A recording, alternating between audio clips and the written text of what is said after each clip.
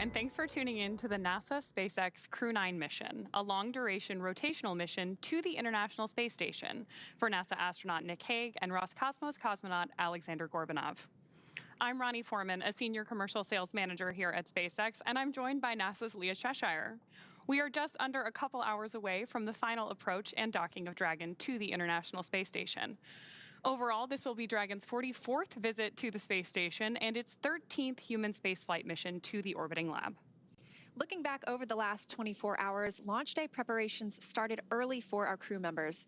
About 4 hours prior to launch, the crew completed their final medical checks before joining the SpaceX team to get into those spacesuits. After suit up in the NASA operations and checkout building, the crew walked out, waving some final farewells to their family and friends waiting outside. That's always one of my favorite parts of the day. Of course, the next destination for the crew was the launch pad. It takes about 20 minutes to ride to Launch Complex 40, where the Falcon 9 and Dragon spacecraft were waiting for them. Of course, a reminder, this was the very first human launch from Launch Complex 40. About 2.5 hours prior to launch, the crew ingressed or entered the Dragon spacecraft, walking over that crew access arm and enjoying some last views of the Space Coast. Love that one of them taking in the rocket itself before they headed into the White Room and then, as you can see here, into the spacecraft. Then at 10:17 a.m. Pacific Time, 1:17 p.m. Eastern Time, the 9 Merlin 1D engines ignited and Falcon 9 lifted off from the first time with crew on board from LC-40, marking the 15th time humans rode Dragon into orbit. With Falcon 9's first stage at full power, our crew began their journey to the International Space Station. Just about T+8 minutes into that mission, our first stage returned to Earth and landed at Landing Zone 1. A couple of minutes after that, we had spacecraft separation where we saw Dragon finally flying free with Crew-9 on board. About 45 minutes after liftoff at 11:03 a.m. Pacific, Dragon executed the phase burn. This is the first of 5 major burns required to raise Dragon's orbit and position it for approach to the International Space Station. Dragon raised its orbit using the Draco thrusters over the last several hours as it continues to chase down its destination, the space station. And then just a few hours ago, the boost burn took place at 7:58 p.m. Pacific time. The boost burn put our crew in an orbit where Dragon's apogee, or the highest point of the orbit, is about 10 kilometers lower than the station. But before we can approach the station, we need Dragon's entire orbit, not just that highest point, to be effectively shadowing the space station. So after that, we executed the close co-elliptic burn at 8:42 p.m. Pacific. The close burn placed Dragon on an orbit roughly co-elliptic with the space station, meaning that it's maintaining an orbit roughly 10 kilometers lower than the station the entire way around the Earth. Again, that's in contrast to only being 10 kilometers lower than the station during the apogee, or the highest point in the orbit, which is what was achieved by the boost burn beforehand. Now from there, this morning at 7:54 a.m. Pacific time, we executed the 4th major maneuver known Freedom as... copies go, 2001 Zulu. And that was good news from the crew. It sounded like Commander Nick Hague aboard Dragon. They just got the go for the approach initiation burn. We're tracking that in a little less than 30 minutes now. However, let's rewind a little bit. This morning, we did execute the transfer burn, 7:54 a.m. Pacific time. That's where we raised Dragon's apogee, or the highest point of its orbit, to just 2.5 kilometers lower than the station. Then we rounded everything out with a final co-elliptic burn at 8:41 a.m. Pacific to once again maintain that constant orbit lower than the station, this time just 2.5 kilometers below. That was a shorter burn lasting just over 30 seconds. And recently at 11:30 a.m. Pacific, we added in the approach out of plane burn to further refine Dragon's trajectory to the space station. During our approach, SpaceX flight controllers will work in tandem with the NASA team in Houston to maneuver Dragon Freedom to the proper altitude. They will initialize the navigation sensors used for this methodical approach to the space station. They'll also activate and test out a number of systems on board Dragon, including the bidirectional communications system with the station using the C2V2 system. C2V2 stands for Common Communications for Visiting Vehicles. It sets up a data stream from Dragon to the space station, giving us another path for Dragon telemetry to come to the ground, and giving an additional command capability to astronauts aboard the space station. At approximately 1:01 p.m. Pacific time, the Draco thrusters on Dragon will fire for the approach initiation burn when Dragon is about 2.5 kilometers below the station and just about 7 kilometers behind it. This will swing Dragon up until it's about a quarter mile, around 400 meters, directly below the station. Now, this maneuver also moves Dragon inside one of 2 checkpoints around the station that requires a set of go, no-go poles with the different control teams. The first checkpoint is called the approach ellipsoid, or you might hear us call it, or the crew call it, the AE. That's an imaginary shape measuring 4 kilometers by 2 kilometers. It's essentially a large 3-dimensional oval. Before Dragon is given permission to move inside the approach ellipsoid, the capsule is configured to be on what is known as a 24-hour safe trajectory. That means that if Dragon lost all control to its thrusters, it would be at least 24 hours before its trajectory would move it inside the approach ellipsoid. The NASA and SpaceX teams will do a go, no-go poll to move Dragon inside the keep-out sphere, another checkpoint that consists of an imaginary sphere around the space station with a radius of 200 meters. Flight controllers use this to monitor all arriving and departing vehicles. This is another chance to confirm all of the guidance, navigation, and control systems are working correctly on Dragon before moving closer to the station. It also carries a similar requirement on orbital trajectory. If Dragon were to somehow lose control of its thrusters, and the space station would be safe for 4 orbits, or about 6 hours, rather than the 24 hours required to enter the approach ellipsoid. Once Dragon arrives at 400 meters below the station, it will be at what's known at waypoint 0. That will be our first checkpoint during our approach. The vehicle can hold here at 400 meters if needed, but if all of the systems check out, Dragon can continue its approach to waypoint 1. Dragon's move from waypoint 0 to waypoint 1 will swing it up and out in front of the station, arriving at a distance of approximately 220 meters. At this point, it'll be on what we call the docking axis. That essentially means it's directly in front of the docking port. Crew-9 today is headed to the forwardmost port on station, so known as Node 2 forward. Dragon has docked to Node 2, also known as Harmony, for all of our crewed missions so far, because that's where both international docking adapters are located, installed for these new commercial spacecraft flights, as well as any other future spacecraft that use the international docking standard. Once Dragon is just 20 meters away at waypoint 2, the spacecraft focuses on aligning its docking system with the international docking adapter. We may hear the call-out CHOP, which stands for Crew Hands-Off Point, a little less than 30 seconds before docking. At that point, any aborts will have to be done automatically by Dragon. And of course, the grand arrival today is when our crew arrives at the space station. Dragon will fly in and make contact with the International Docking Adapter, or the IDA, and that gives us what we call soft capture.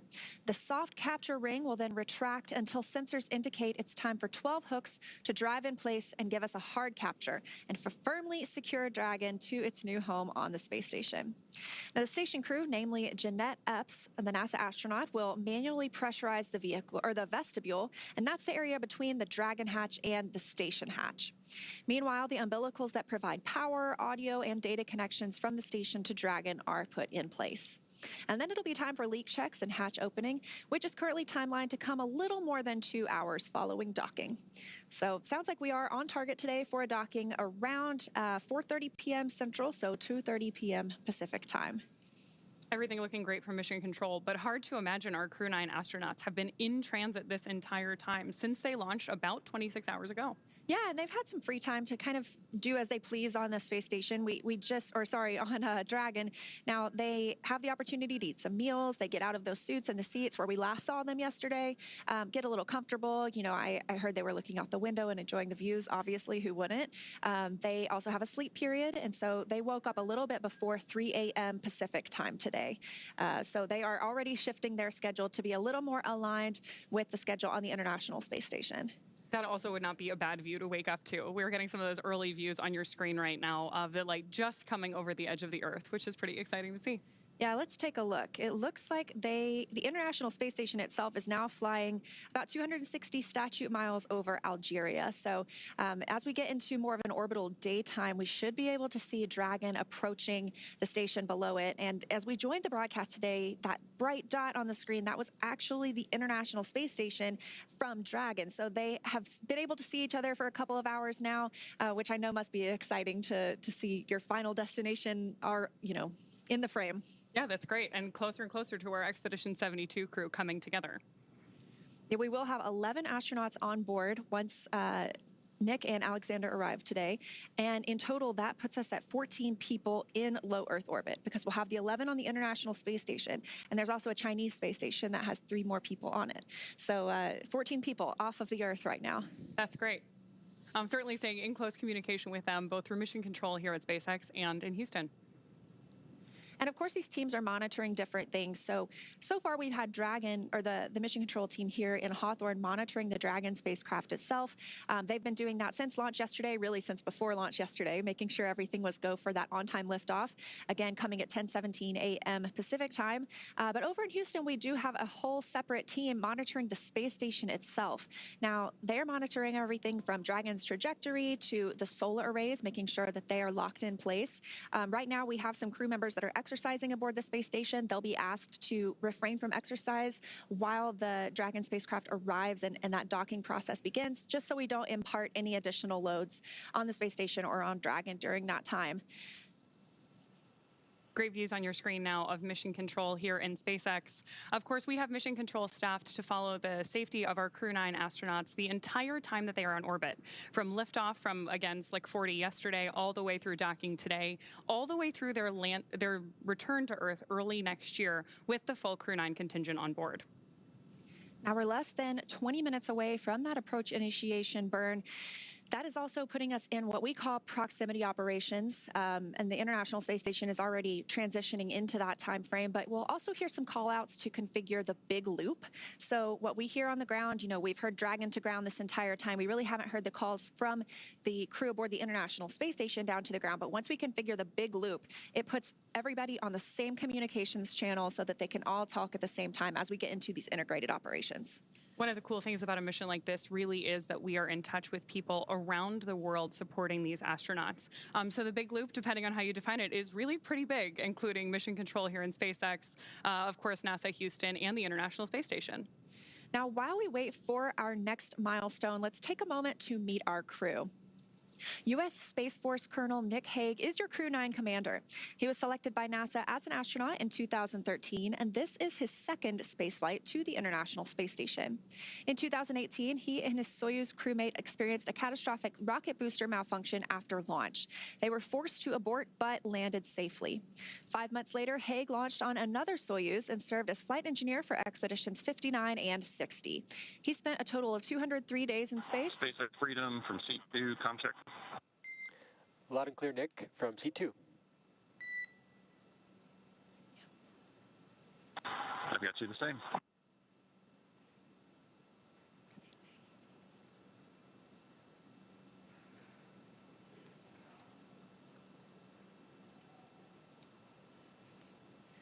All right, a little bit more about Nick Hague. He spent a total of 203 days in space previously and performed 3 spacewalks. He's a Kansas native and a test pilot and a distinguished graduate of the United States Air Force Academy. Nick spent 5 months in Iraq with support of Operation Iraqi Freedom. He voluntarily transferred from the United States Air Force to U.S. Space Force in 2021 and is an active colonel. His wife, Katie, is a retired U.S. Air Force colonel as well, and they have 2 sons. To learn a little bit more about Nick, let's take a look at this video. The point of the human exploration of space is to benefit everyone on Earth. My name's Nick Hague. I'm the commander for NASA's SpaceX Crew-9 mission to the International Space Station. Space is really hard. It's dynamic, it's unpredictable, and we've seen that play out over the last several months. But that's no different than the way it's always been. And so it's phenomenal to be part of a team that you see them respond to that and throw themselves at these new challenges and figure out ways to make it happen. It just makes you really proud to be part of the NASA team. I grew up on a farm out in western Kansas, looking up at the night sky, staring at the stars, dreaming about exploring space. At some point when you're growing up, the childhood dream of going to space transitions to a professional ambition. And for me, that time was at the test pilot school at Edwards Air Force Base. I've been to the space station before. My first launch was not quite successful, and we aborted about 2 minutes into the flight. So what was supposed to be a 200-day mission ended up being a 20-minute mission. I was able to try again 5 months later and complete the job that I was asked to do, which was go to the space station and spend 6 months on board. So I was part of expeditions 59 and 60. Our mission hasn't changed. It's to get to the space station, conduct research, and come home. How we're going to do that is going to look a little bit different. This time, we're going to launch with just 2 crew. We're going to have 2 empty seats for Butch and Suni, so that at the end of our mission, we're going to be able to bring them home. But one of the most exciting and challenging aspects of what lie ahead is how Alex and I are going to integrate into their crew. You know, they've been on the station for several months already, and it's going to be thrilling to be able to join them and get to work, doing that mission of discovery, conducting science, performing upgrades on the station, figuring out how to live and work not just in low Earth orbit, but how we're going to do that when we go to the moon and on to Mars. Safety culture at NASA is so critical. We manage risk every day. Just being able to watch the agency navigate those decisions over the last several months and balance the risk and the safety of the crew and the well-being of the crew and the vehicle and the mission has been phenomenal. What is crystal clear in that entire process is the commitment to making sure that when we launch crews, we're going to bring them home safe. Used to that too. Go ahead on to Matt. You're confused by my last call. It's because it was unnecessary. That's a for reference procedure if we are not using taskband. So disregard, please. We copy, and it definitely doesn't hurt. So thanks for the clarification. Good discussions there between Mission Control and our crew up in orbit. Next up, of course, we have Mission Specialist Alexandr Gorbunov. This is his first time in space aboard Crew-9, but of course has been preparing for this flight for much of his career. He studied engineering with qualifications in spacecraft and upper stages from the Moscow Aviation Institute. Gorbunov graduated from the military department with a specialty in operation and repair of aircraft, helicopters, and aircraft engines. Before his SpaceX for big loop contracts.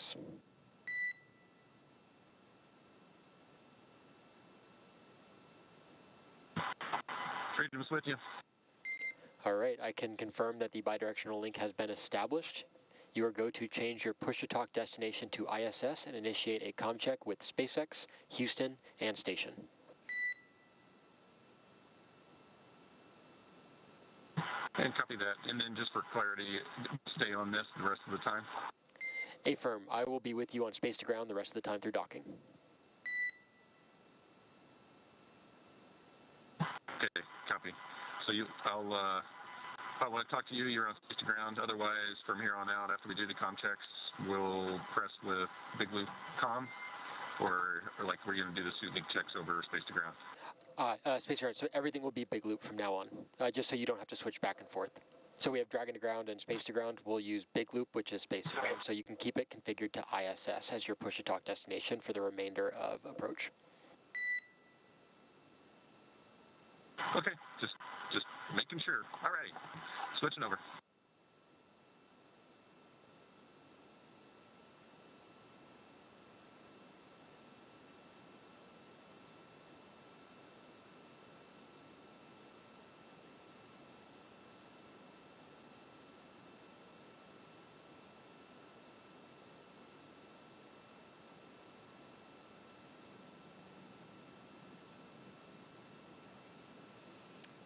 All right, a little back and forth between our crew. Freedom on the big loop. Comm check.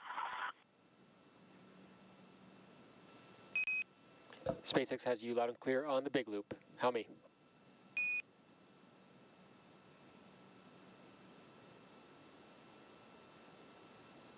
Got you the same. Houston, Freedom on the big loop. Comm check. Freedom, Houston has you loud and clear. How me?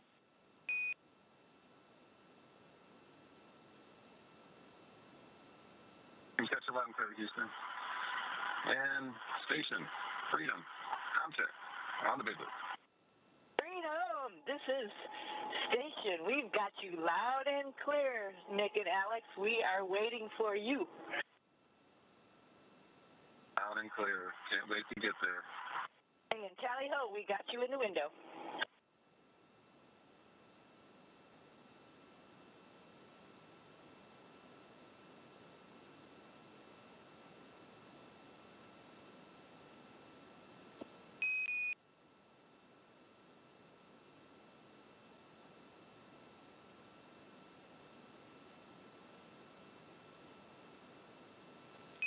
Freedom SpaceX on the big loop. We'll call that comm checks complete. We will stay on this loop for the remainder of approach. All comms.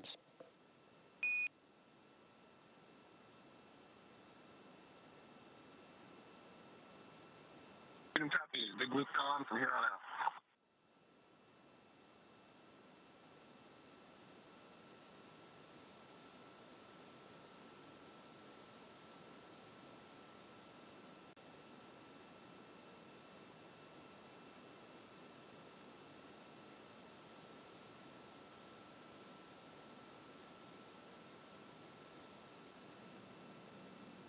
All right, we did hear those big loop communication checks complete. So we were just talking about the big loop.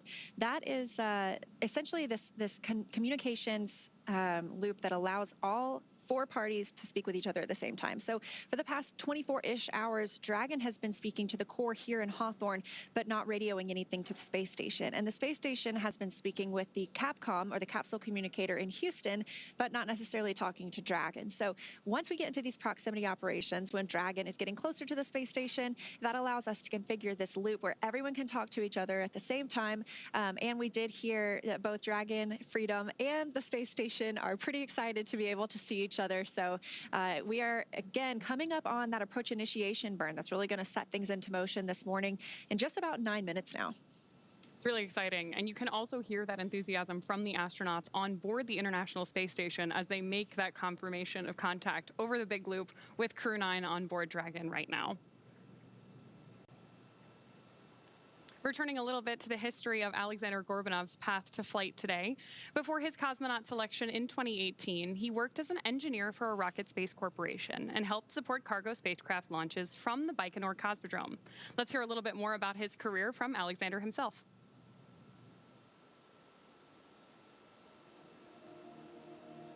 Практически самое неизвестное, что сейчас у нас есть. Поэтому мы все время стараемся изучить этот космос как можно больше, изучить, как устроена Вселенная. Исходя из этих знаний, этих фундаментальных знаний, мы, может быть, получим в дальнейшем какие-то новые технологии. My name is Alexandr Gorbunov, and I'm the mission specialist for NASA's SpaceX Crew-9 mission to the International Space Station. Я родился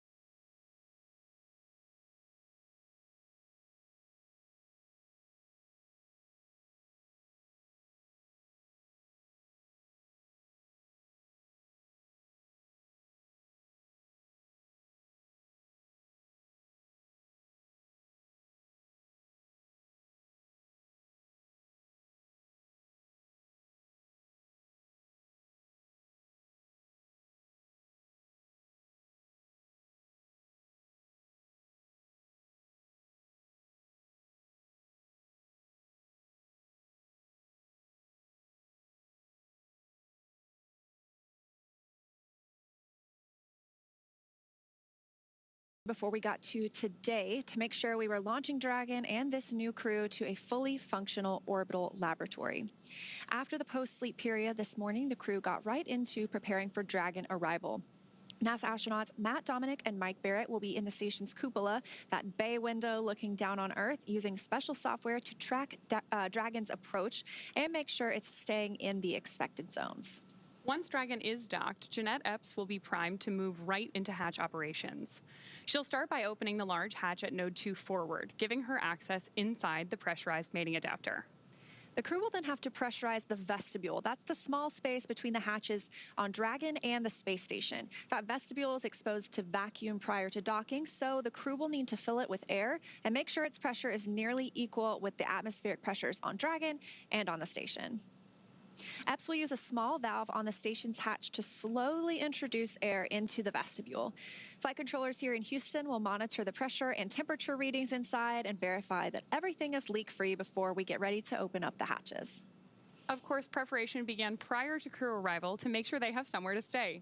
The astronauts have available temporary campout locations, known as casas, that they can stay in until we're back to our usual 7 people living and working on station.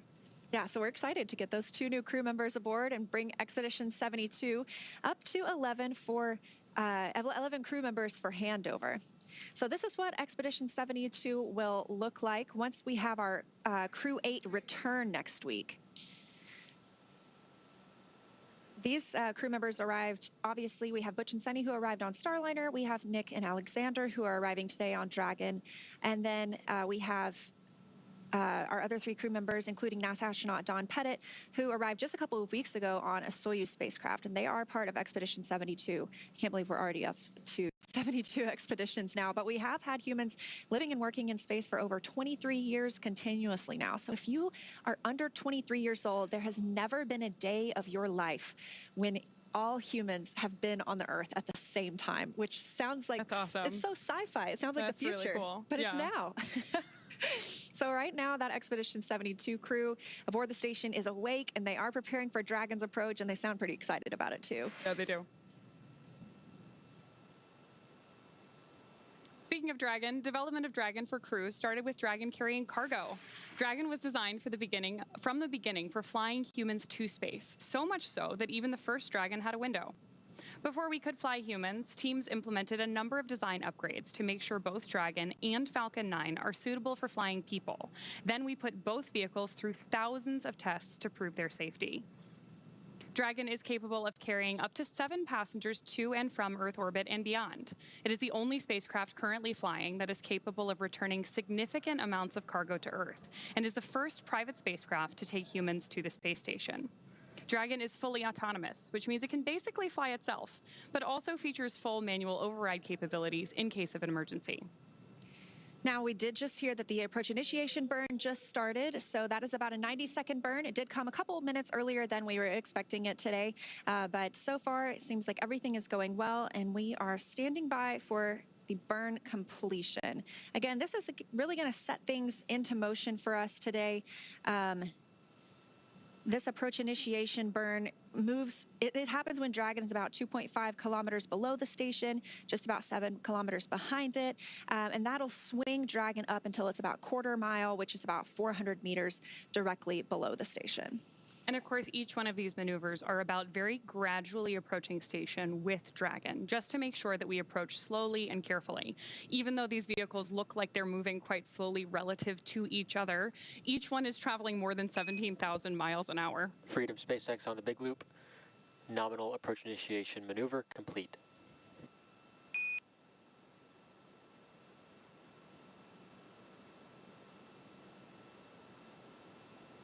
Freedom copies on the big loop, nominal AI burn, and we are complete with Section 5, holding Section 6 of suit donning for your go for suit leak checks.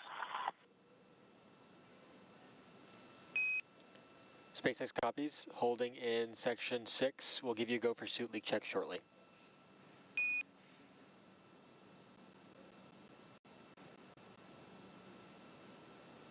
Freedom copies. All right, we love that word nominal. Always good. Everything as expected for the approach initiation burn. Again, about a 90-second burn. That's also eventually going to move Dragon into the approach ellipsoid, one of those invisible spheres or an oval that we monitor as spacecraft arrive and depart the International Space Station. It doesn't matter whether there's crew on board or whether it's a cargo spacecraft. This is kind of our boundaries or our neighborhood around the space station that all the flight controllers keep their eye on for anything that's approaching or departing. And that really a methodical approach to approaching station was a big part of how Dragon was designed from the very beginning. Like we were talking about earlier, whether it's cargo or crew, we always approach station in a really similar way. Now, speaking of these two vehicles, which are about to meet up in space, even though we had those earlier views where... Freedom, SpaceX on the big loop, looking for you're okay to come back on board with cameras.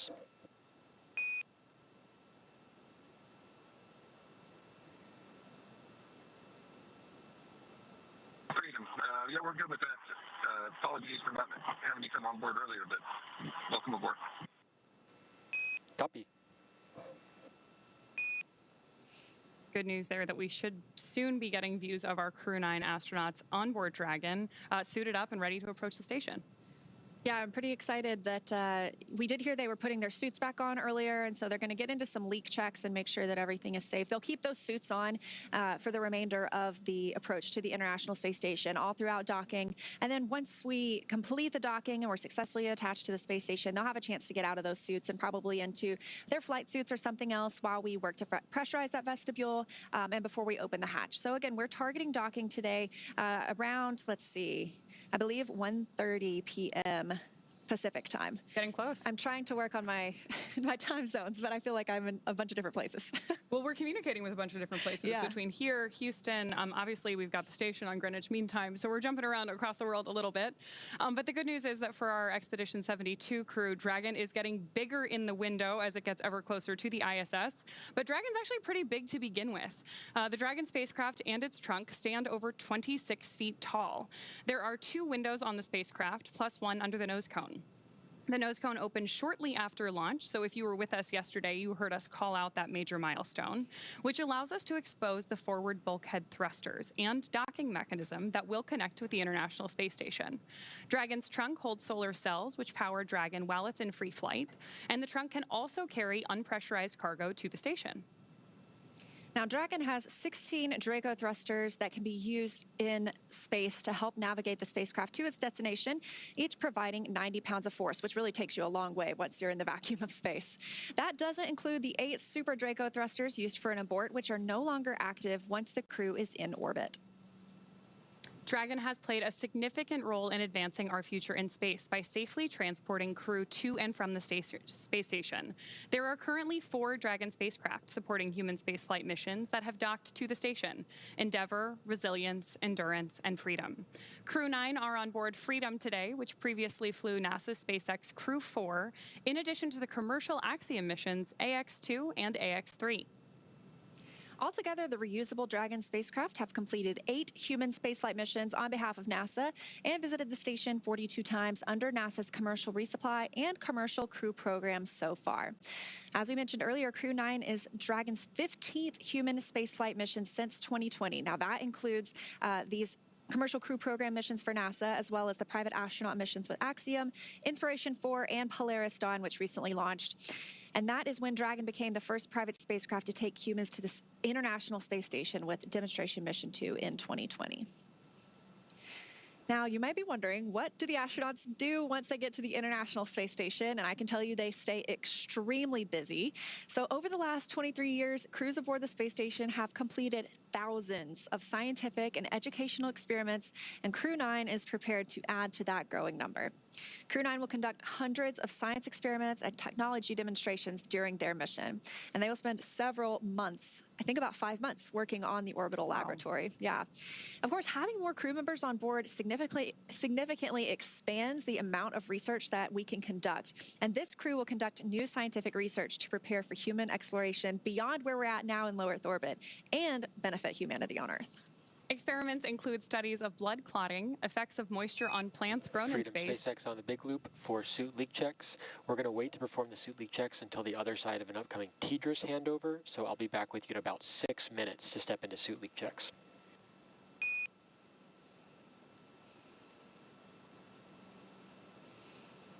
Signal copies, we'll be ready.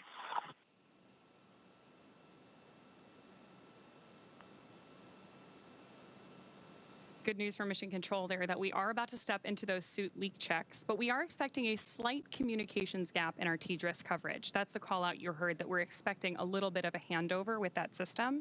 So what we're going to do now is wait before moving into that procedure just to make sure that we have constant communications throughout it.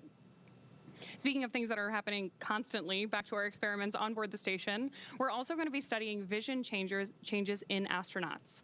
Those are just a few of more than 200 scientific experiments and technology demonstrations taking place during this mission. These projects span a wide range of disciplines, from life and physical sciences to advanced materials, technology development, in-space production applications, and even student-led research, which are always some of my favorite experiments. Results from those studies will bring value to humanity both on Earth and in space, further our ability to explore, and enable a robust market in low Earth orbit. So let's break it down a little bit more and talk specifically about some of the experiments that will be happening while Crew-9 is aboard the space station.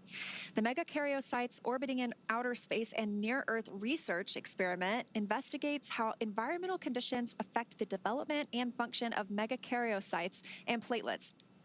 I had no idea what megakaryocytes were, but they are large cells found in bone marrow and platelets, and pieces of these cells play important roles in blood clotting and immune response. Results could provide critical knowledge about the risk of changes in inflammation, immune responses, and clot formation in spaceflight, but also here on the ground. It is amazing to me how different the microgravity environment is, and that it gives us the opportunity to study these Earth-based processes in a way that help our astronauts, but also people here on Earth. Yeah. In addition to a lot of those biologically oriented experiments, the Neutron Star Interior Composition Explorer, or NICER telescope for short, on the exterior of the space station measures X-rays emitted by neutron stars and other cosmic objects. Through that, they're helping to answer questions about matter and gravity. In May of 2023, NICER developed a light leak, which is allowing sunlight to interfere with daytime measurements. Special patches have been designed to cover some of that damage, and those will be installed during a future spacewalk, returning the instrument to around-the-clock operations. And that's a plug for me. If you've never watched a spacewalk, if you've always gotten to watch a launch or a docking, but you've never taken the time to tune in when we have 2 crew members outside of the hatch, I have to encourage it. It is some of the most incredible work from the teams on the ground to the teams on the space station and, of course, the crew members outside. So it sounds like we're going to have some of those coming up to conduct that experiment and that installation. So keep an eye on blogs.nasa.gov or just nasa.gov in general for when you can look to watch any spacewalks. Back to some of the research. Some astronauts experience vision changes, and it's a condition that we call SANS, or spaceflight-associated neuroocular syndrome. There's a B complex investigation testing whether just a daily B vitamin supplement can prevent or mitigate this problem and assess how genetics may influence individual response.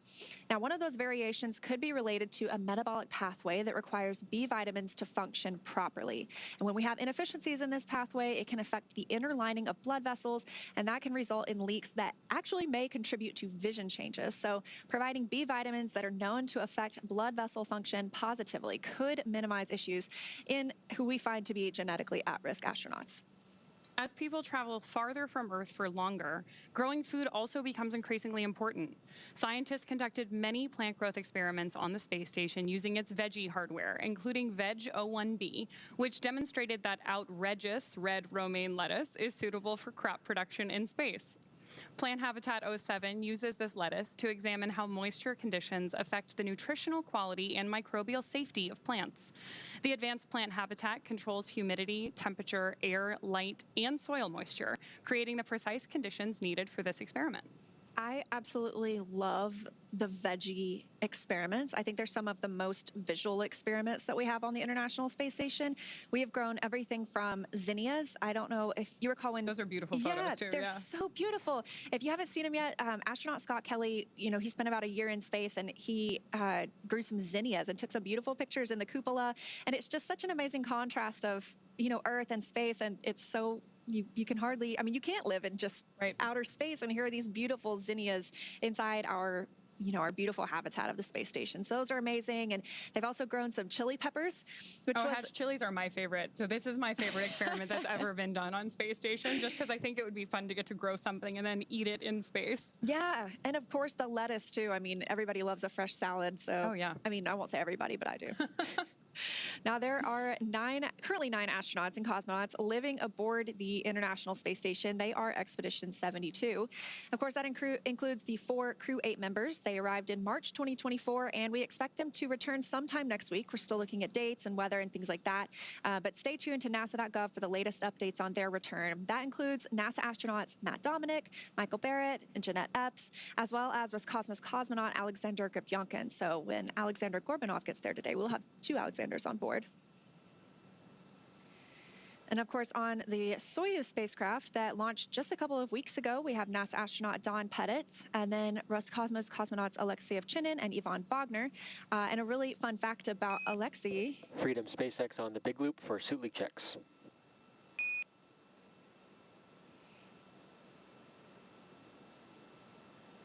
Freedom is with you. All right, Nick, you are go for suit leak checks per 4.011.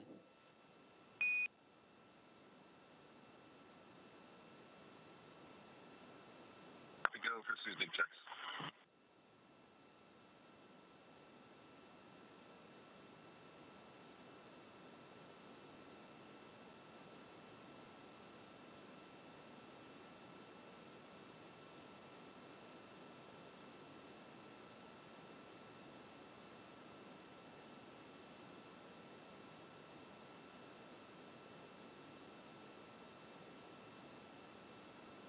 SpaceX Freedom on the big loop. Section 2, 2.2, ready to pressurize.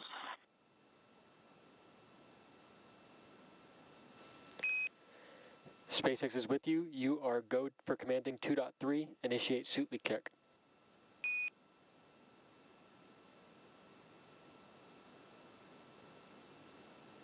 Freedom, Captain Skill.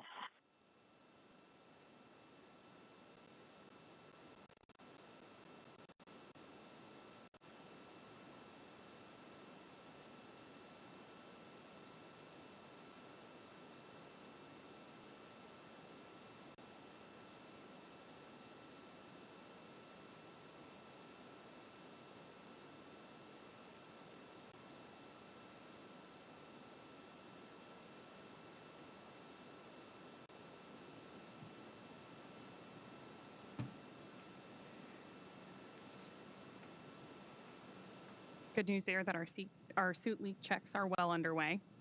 Yeah, again, they do wear these suits. These are still considered dynamic portions of the mission. Like you talked about, these are really moving, the space station and Dragon are moving pretty slowly in relation to one another because you have to have a very slow and methodical approach to the space station. But in reality, they are moving at orbital velocity, so right. 17,500 miles around Earth. And so during these dynamic phases of flight, we just had the approach initiation burn, and we're getting into docking when we're bringing 2 spacecraft together, 260 miles above Earth. We keep our crew suited up and in their seats just in case they needed to take any actions like retreating or breaking out from the space station. But it seems like everything's going pretty smoothly so far.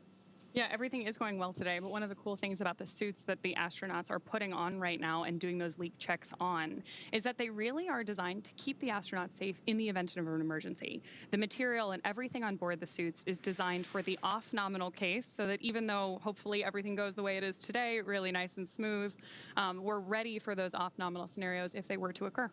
And those suits are custom tailored for each crew member. And they also provide different things. So there's an umbilical on the suit that connects to the seat itself. And when they were getting suited up yesterday, there's kind of a little briefcase that it can help connect to as well. And that provides them things like cooling. That's also their communications outlet. So they have the ability to get in those suits and have communications through their helmet. When they are floating around the spacecraft, there is a microphone that they can grab and use at any time. So they don't have to stick their head in the helmet really quickly if they want to talk to somebody.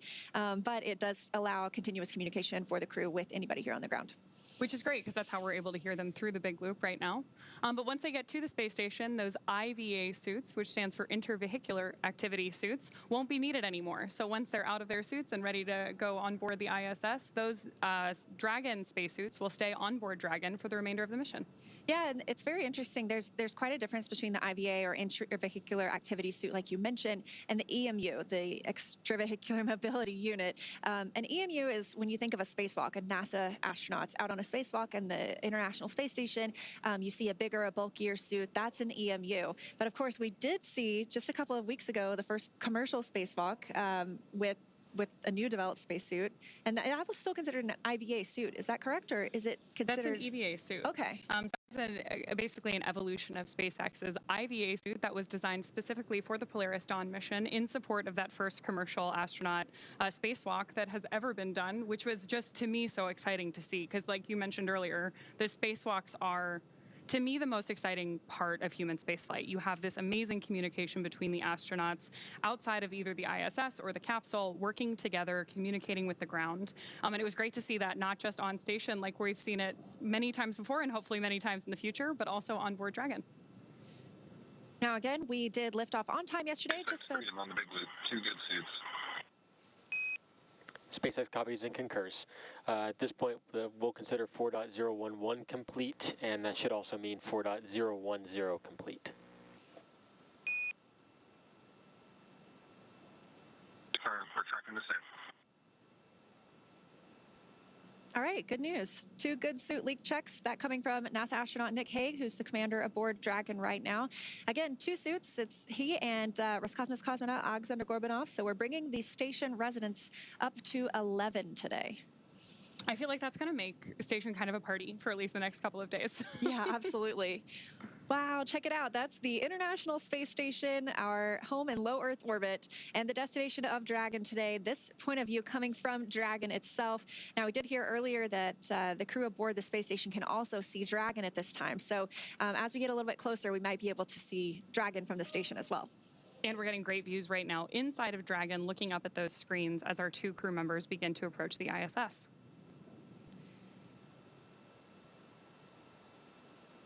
Now, as we mentioned, we are here in Hawthorne at SpaceX, and we have Mission Control Hawthorne just over to our left, monitoring everything aboard the Dragon spacecraft itself. But we have 2 spacecraft in this game today, the other one being the International Space Station in low Earth orbit. So for a little update in that side of the house, I'm going to toss it over to my colleague, Gary. Hey, Leah and Ronnie, it is so great to be with you. We're over here at NASA's Mission Control Center in Houston, Texas, following along with the operations of Crew-9, Nick Hague and Alexandr Gorbunov on the way to the International Space Station. We just heard an update that they had a great suit leak check, and we are counting down to the approach initiation mid-course maneuver. This is a maneuver that allows the Dragon spacecraft any course correction maneuvers necessary to align ourselves with the next waypoint, waypoint 0, right underneath the International Space Station. That allows for the next series of maneuvers, which Leah, you and Ronnie have both went over beautifully to sweep out right in front of the International Space Station in preparation for docking. In the meantime, the teams here in Mission Control Houston are preparing for the docking of the 2 crew members to the International Space Station to bring the orbiting complex's population up to 11. So in the past couple of hours, NASA astronaut Butch Wilmore got a head start on preparing some of the monitoring tools that are necessary from the inside of the International Space Station. While the 2 crew members are approaching the International Space Station, they're going to have help from across the United States, but also from aboard the orbiting complex. It'll be NASA astronauts Mike Barrett as well as Matt Dominic that are in the cupola monitoring the operations of Nick Hague and Alexandr Gorbunov making their way to the International Space Station.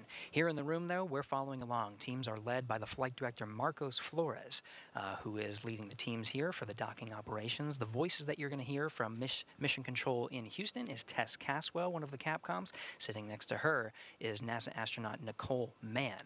Some of the voices you'll be hearing from here in the room. The space station has to be prepared in such a way to receive the Crew-9 Dragon Freedom, and so the ISS itself is being configured for its docking attitude. In fact, some of the SARJs, the solar alpha rotary joints, are locked and in a feathered position. They need to be maintained in a position for the docking operations, and in fact, there will be attitude control maneuvers to make sure that Nick Hague and Alexandr Gorbunov make their way safely to the International Space Station. Everything's looking well on our side, and we're counting down to that approach initiation mid-course maneuver, and we're following along with the operations all along the way. Very soon we'll be entering inside the approach ellipsoid. Right now we've been undergoing joint operations, but once we're inside the approach ellipsoid, we're operating by joint flight rules, and we'll make those incremental steps to get those 2 crew members docked and on board the orbiting complex. With that, everything's looking good from here in Mission Control Houston, so I'll send it back over to you both in Hawthorne. Thanks, Gary. Great to see how things are going in Houston, and it does sound like things are pretty smooth this morning. So again, standing by for that mid-course maneuver coming up in about 9 minutes. This view on the right side of your screen from Dragon itself, and that one from Dragon of the space station. That's where we're heading today. It's really looking great. It has to be exciting after this whole journey. Again, beginning yesterday, if you happen to join us for yesterday's webcast, we did lift off from Space Launch Complex 40 at Cape Canaveral Space Force Station just about 27 hours ago now. And our Crew-9 astronauts have been making their way to the International Space Station. Right now, everything is looking good, and we are tracking an initial contact between Dragon and the space station, which is expected here in just a little bit more than an hour.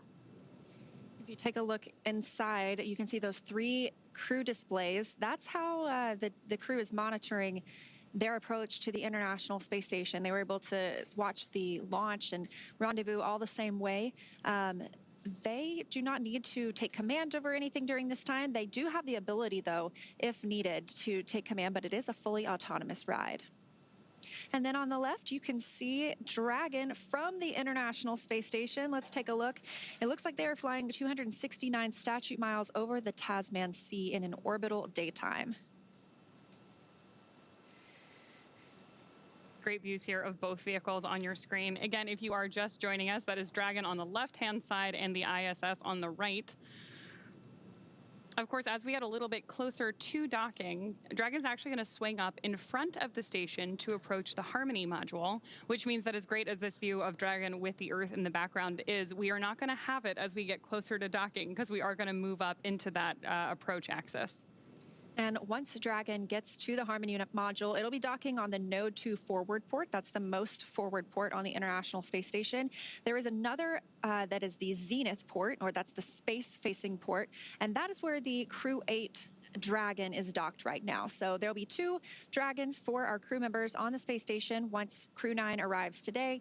However, not for long, because we are expecting this handover period to take just about a week. That allows the Crew-8 astronauts to bring the Crew-9 crew members up to speed, make sure that they are ready to take over everything that they've been working on over the last several months. So once that handover period is complete, obviously we also have to take a look at what the weather looks like here on Earth, because this is a splashdown.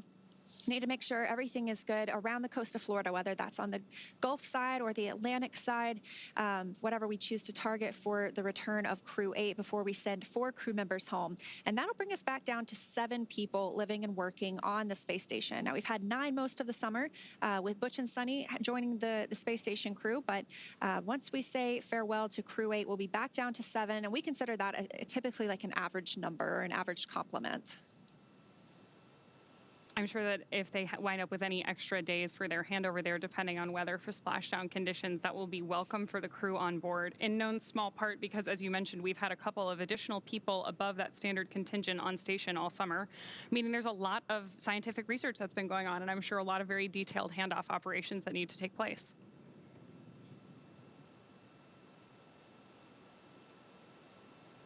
Now, again, I mentioned we are in an orbital daytime right now, and so the International Space Station sees about 16 sunrises and sunsets a day. When they cross over from day to night, that's called the Terminator line. And so they see a beautiful sunrise, and we have that for about 45 minutes before they move into a nighttime. So one thing that you have to be conscious of when you send crew members to space is the circadian rhythm. So there are actually specially developed lights on the International Space Station to simulate different times of day. That way, as they move throughout their day, you know, we're used to when the sun sets here, that means the day is over. But if you see it 16 times that day, it could be a little bit confusing. So some of those lights help regulate the body's responses to what time of day it is, and even wind down in the evening. It would be incredible to get the opportunity to watch sunset every 90 minutes, though. I think that would be an exciting aspect of being on space. You would have to pull me out of the cupola. Now, I just got an update that the mid-course maneuver is in work, so we are standing by. Again, a small burn like this one just helps us retarget or realign the International Space Station as we continue moving ever closer. If you squint really hard on the left side, you can see that the nose cone is open on Dragon. That happened shortly after launch yesterday, maybe about 12 minutes after launch, or 13 minutes, we started opening that nose cone, and that protects the hatch while we are launching. But once we're in space, obviously we want that exposed so that as we get to the space station today, we can connect the two spacecraft together and eventually welcome our 2 new crew members on board. The next major milestone we're tracking on our flight today is expected to be Dragon's arrival at waypoint 0, just about 20 minutes from now. Again, waypoint 0 is going to be one of those first checkpoints during our approach to the station. Dragon can hold there at 400 meters at waypoint 0, but if all of its systems check out, Dragon can continue on its approach to waypoint 1. Now, waypoint 1, or the Dragon's move from waypoint 0 to waypoint 1, that swings it up and out in front of the station, arriving at a distance of approximately 200 meters, and 220 meters, I should say, because that puts it on what we call Freedom. SpaceX on the big loop. Mid-course correction maneuver is complete. Performance nominal. The trajectory has converged on waypoint 0.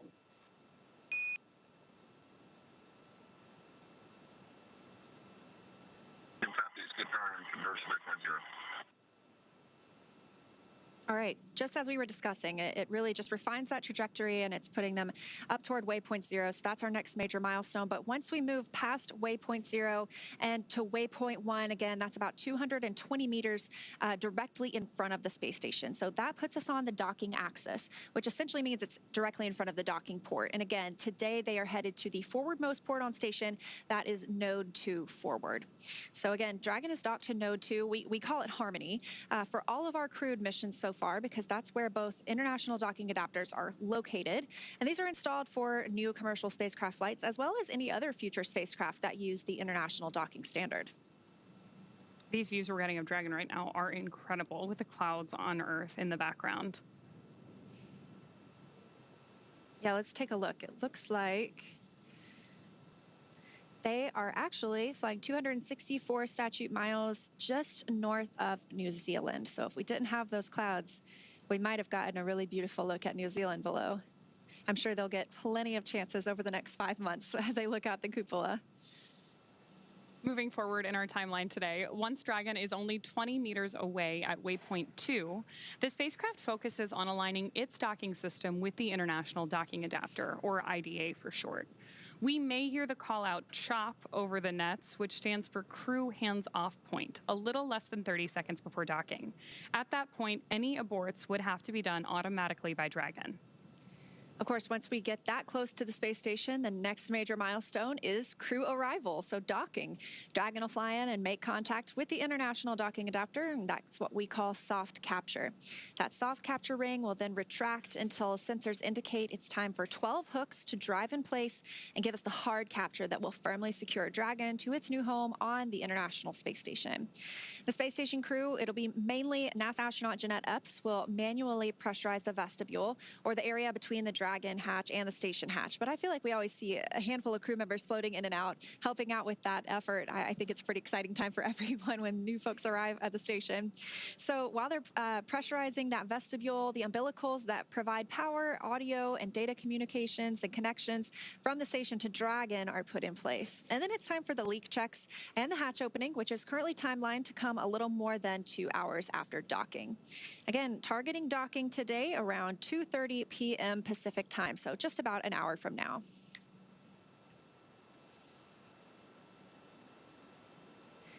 Now, our next call-outs we expect to hear a little less than 7 minutes from now are the go and no-go for waypoint 0 approach. Again, we don't have to stop at waypoint 0, but they have the opportunity if they need to.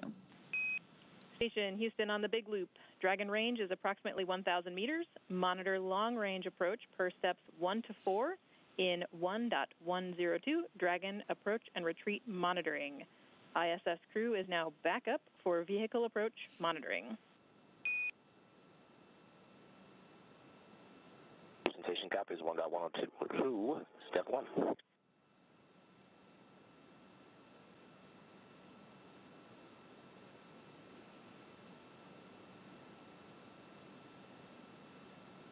Currently aboard the International Space Station itself, it's about 8 p.m. because they use GMT or Greenwich Mean Time.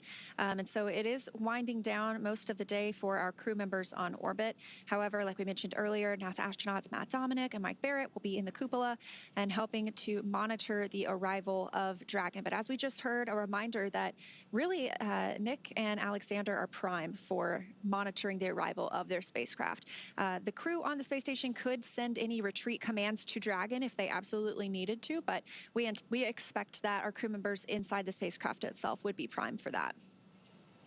And we did just have a satellite handover. So we use the tracking data and relay satellite systems aboard the International Space Station. These are positioned at different locations, and as we hand over from one to another, it's all planned and tracked, but it means we do lose some video communications at some points, and sometimes even audio, but we expect to regain that pretty shortly.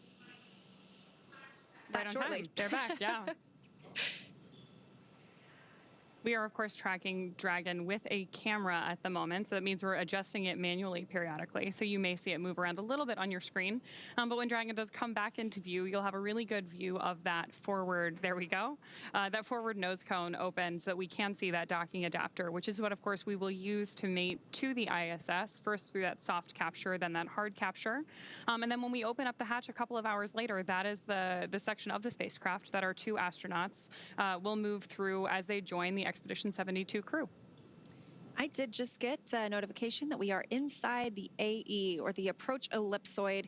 Again, that is the first of those invisible boundaries around the International Space Station that we monitor. That means that if Dragon, before it has the go to approach or go inside the AE, it has to be 24 hours safe. So if it were to somehow lose control of its thrusters, it would take 24 hours for it to move inside that approach ellipsoid. So the next of those invisible boundaries is the keep out sphere. It's a little bit different. You have a 6-hour free safe trajectory, meaning that neither Dragon nor station would impact each other.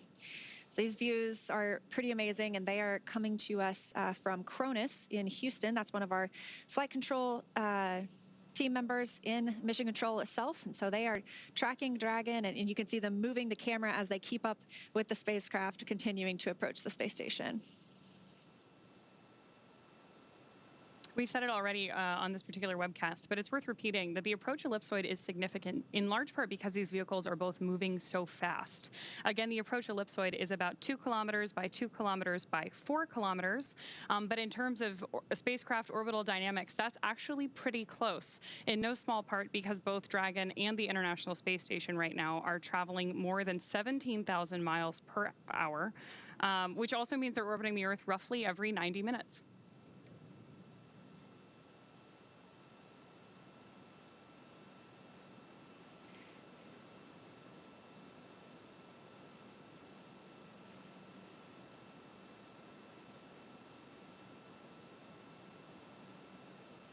And again, I just mentioned that these views are coming from the Cronus console. I have the full definition now. That one's always hard for me to remember, but it stands for Communication Radio Frequency Onboard Network Utilization Specialist. So you can't blame me if I can't spat it out right away. But yes, our team members at that console are providing us great views of Dragon and usually do such a great job. Freedom SpaceX on the big loop. Ground is go for approach 0, and we'll be enabling the maneuver shortly. Expected approach 0 start at 204530 Zulu.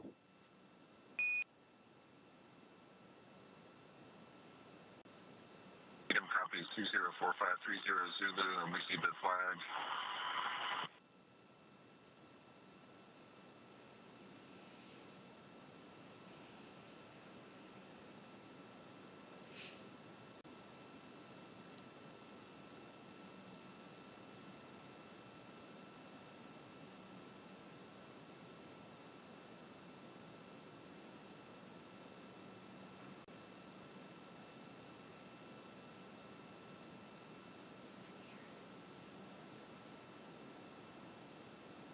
All right, so a little bit about this mission. You know, we have what most people are familiar with is the idea of a mission patch. These have gone back generations. But if you don't know how they come to exist, for decades now, crew members have worked together to develop the patch for their mission, and they determine what aspects of the mission they want to highlight and any special details they'd like to include. Now, the crew themselves can design their patch, or they can share their design ideas with an artist who make it come to life. The Crew-9 mission patch, which you have a great view of on your screen right now, depicts the trail of a rocket launching en route to the International Space Station, which will be home for long-duration expedition dedicated to service, science, and collaboration. Coastal waves are inspired by the historic Florida launch site and on a larger scale represent our blue planet, the global ocean, which you get a live view of right now, connecting all the continents. And then a Falcon with the number 9 as its beak and a crescent moon as its eye is a nod to the Falcon 9 rocket, while the constellation Draco honors the Dragon spacecraft that is taking Crew-9 to their destination and that we are watching live from space right now. The Delta symbol, which was first used in 1961, evokes historic ties to the earliest days of space endeavors. Human exploration of space is built on international collaboration and depends on the support of multitudes across the globe whose efforts honor that heritage. I love mission patches. I love looking back at some of my favorites, but I love the colors in this one. It's definitely been a favorite. So yesterday, we saw a look at the zero-G indicator, which is always a surprise for us, too. I had no idea what to expect. But it was a small Falcon plush that had been to space before. We heard Nick Hague talking about it, the commander. It flew with he and Alexeyevchinin on their Soyuz flight to the station in 2019. And what I wanted to mention earlier was Alexeyevchinin is also on the space station right now. So they're doing a reunion in space. It'll be he, Nick Hague, and this Falcon plush. And they've now arrived on 2 different spacecraft this time, but back together in space. I love those testaments to really like the human nature behind human spaceflight, whether it's the mission patch or the zero-G indicator. And of course, it should be a good reunion for that team when they finally get on board the ISS. Yeah, absolutely. Again, still getting great views of Dragon as it continues its approach to the International Space Station. It looks like the next major milestone will be the go, no-go to approach waypoint 1. So expecting that in just a couple of minutes. We've had a couple of great burns, or I should say successful burns, keeping us on track with the station this morning. Again, though, looking to move to waypoint 1 in just a couple of minutes. So standing by for those calls.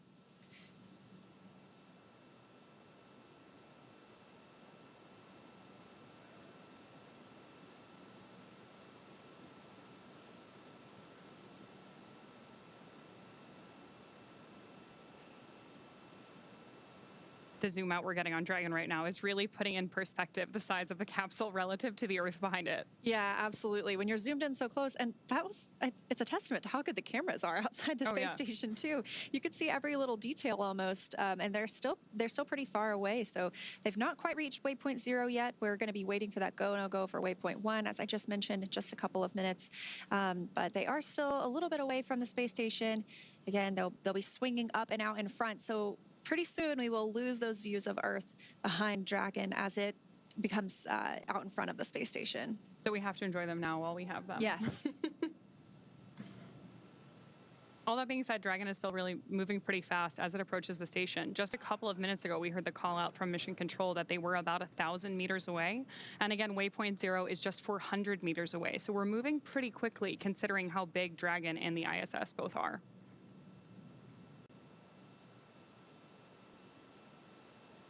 We are now, again, both Dragon and the International Space Station traveling about 260 miles above Earth. So let's see if I can pull up our trajectory or our map again.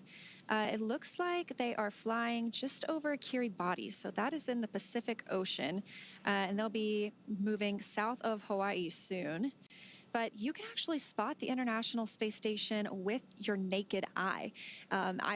I love being able to look up, and I wave at them every time. I know they can't see me. I'm not even a speck to them from the International Space Station, but we do have an amazing app called Spot the Station where you can plug in your location and you can get almost real-time updates, or actually you can get real-time updates of when they will be flying overhead and where to locate them. There's now kind of a trajectory path. It'll help you by using your camera and it'll align with the space station so you know exactly where to look. But it's hard to miss once you're outside because I believe it is the second brightest object in the night sky, only second to the moon itself. I'm always impressed when I see the ISS go over.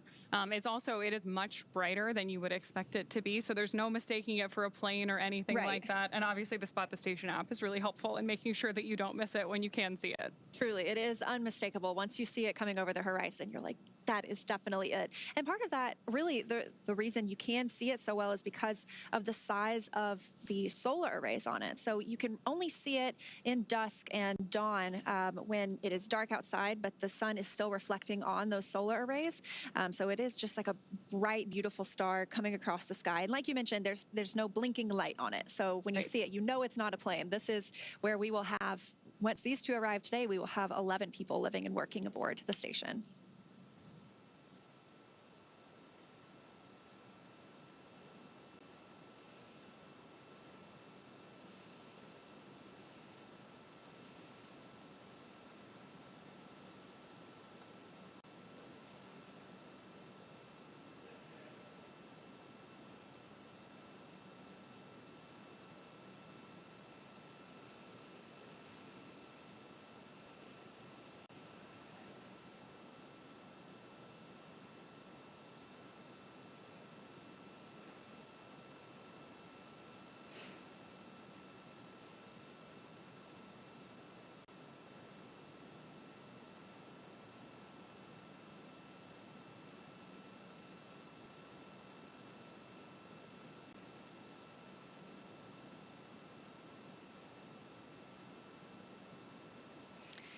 Now, again, just a recap of where we've been so far. Yesterday, we launched on time at 10:17 a.m. Pacific time, and about 45 minutes after liftoff at 11:03 a.m. Pacific, Dragon executed the phase burn. That was the first of 5 major burns required to raise Dragon's orbit and position it for approach to the International Space Station. Dragon raised its orbit using those Draco thrusters over the last several hours as it chases down its destination. And then shortly after that, the boost burn took place at 7:58 p.m. Pacific. The boost burn put our crew in an orbit where Dragon's apogee, or the highest point, was about 10 kilometers lower than the station. But before we can approach the space station, we need Dragon's entire orbit, not just that highest point, to be effectively shadowing the space station. So after that, we executed the close co-elliptic burn at 8:42 p.m. Pacific. The close burn placed Dragon on an orbit roughly co-elliptic with the space station, meaning it was maintaining an orbit roughly 10 kilometers lower than the station, or roughly 6 miles, the entire way around the Earth. Again, that's in contrast to only being 10 kilometers lower than the station during Dragon's apogee, or the highest point in its orbit, which was achieved by that previous boost burn. From there, this morning at 7:54 a.m. Pacific, we executed the 4th major maneuver known as the transfer burn. That's where we raised Dragon's apogee, or the highest point of its orbit, to just 2.5 kilometers lower than the station. Then we conducted the final co-elliptic burn at 8:41 a.m. Pacific to once again maintain a constant orbit lower than the station all the way around. Again, that time just 2.5 kilometers below. That burn lasted just over 30 seconds. We also added in the approach out of plane burn at 11:30 a.m. Pacific to further refine Dragon's trajectory to the space station. During this approach, SpaceX flight controllers will work in tandem with the NASA team in Houston to maneuver Dragon Freedom to the proper altitude. And we've already heard a lot of conversation back and forth between both teams on the nets already. Together, they'll initialize the navigation sensors used for this methodical approach to station. They'll also activate and test out a number of systems on Dragon, including bidirectional communications with the station using the C2V2 system. C2V2 stands for Common Communications for Visiting Vehicles, and it sets up a data stream from Dragon to the station, giving us another path for Dragon telemetry to come to the ground and giving an additional command capability to astronauts aboard the station. At approximately 1:01 p.m. Pacific, we saw Dragon fire the approach initiation burn when we were about 2.5 kilometers below the station and about 7 kilometers behind it. That is swinging Dragon up until it's about a quarter mile directly below the station. That's also moving Dragon inside the approach ellipsoid. So we did hear a confirmation of that shortly earlier. That's also called the AE, an imaginary shape measuring 4 by 2 by 2 kilometers and essentially a large 3-dimensional oval. The capsule was considered to be on what we call a 24-hour safe trajectory. That means if Dragon somehow lost control to all its thrusters, it would be at least 24 hours before its trajectory would move inside the approach ellipsoid. Next up, we're standing by to hear the NASA and SpaceX teams do a go, no-go poll to move Dragon inside of the keep-out sphere, another checkpoint that consists of an imaginary sphere around the station, this time with a radius of just 200 meters. Flight controllers use this to monitor all arriving and departing vehicles. This is another chance to confirm that all of the guidance, navigation, and control systems are working correctly on Dragon before moving closer to station. Great views now on your screen of Dragon both outside the capsule and inside the capsule as we are looking over the shoulder of our two Crew-9 members on board Dragon.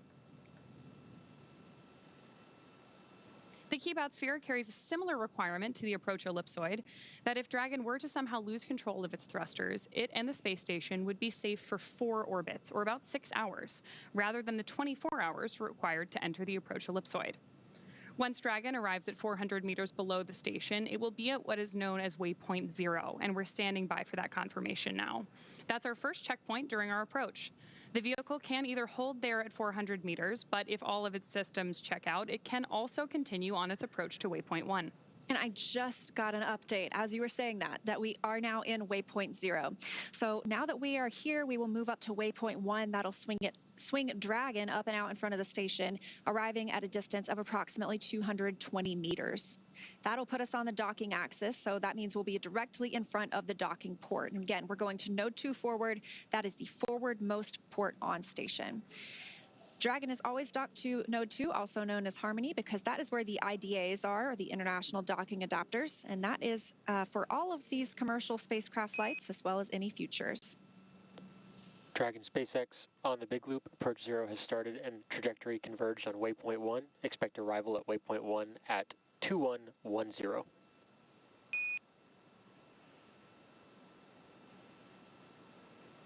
Copies. Arrival at 2001.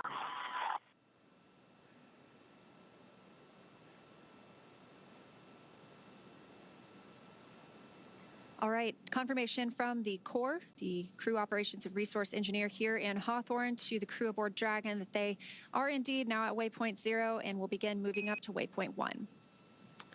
And Dragon, that our waypoint 1 arrival time is 2110. 2110.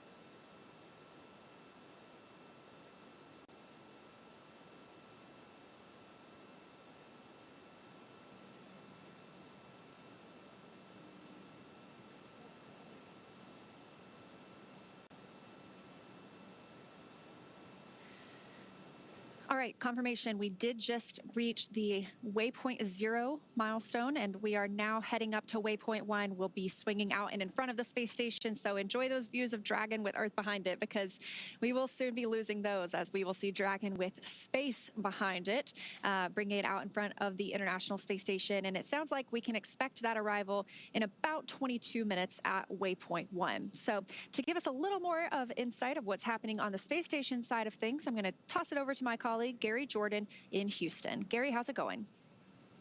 Hey, Leah, going great. We're following along with the operations, same as you, all along the way. Great to see that approach 0 initiation has been executed. This is when Dragon is 400 meters immediately below the International Space Station, and as you said, is going to swing out and up in front. So yes, we're definitely enjoying the same views that you are over there in Hawthorne. Now, aboard the International Space Station, Matt Dominic and Mike Barrett are in the cupola watching and getting these incredible views that we're seeing now, but they have the backup capabilities and a connection with the Dragon to execute any abort abilities. But right now, they're just monitoring. Everything looking fantastic aboard the Dragon, and its approach to the International Space Station happening per the timeline. And we're expecting a docking time around the expected time at this hour, 4:30 p.m. Of course, seeing views of the International Space Station all along the way.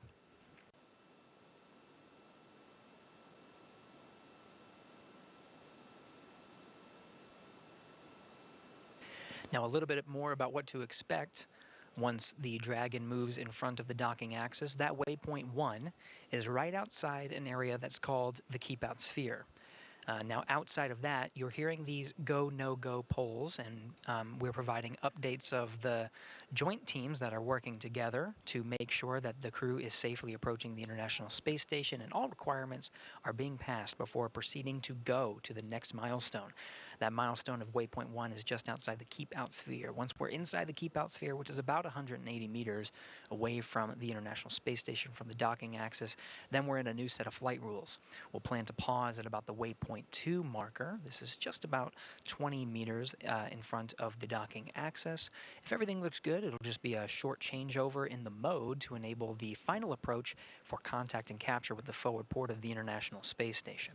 From there, we'll say farewell to our colleagues over that you are covering over there in Hawthorne, in SpaceX Mission Control with Leah and Ronnie, and we'll take the coverage here in Mission Control Houston to oversee the hatch opening and welcome ceremony operations. There's a few hatches on board the International Space Station that we need to pass. There's the Dragon hatch itself, of course, but there's also an 8-pass hatch that's on the other side of that hatch, as well as the Node 2 hatch. 3 hatches to get through until the 2 crew members aboard Crew-9 can be welcomed by the 9 crew members aboard the International Space Station. But as mentioned, the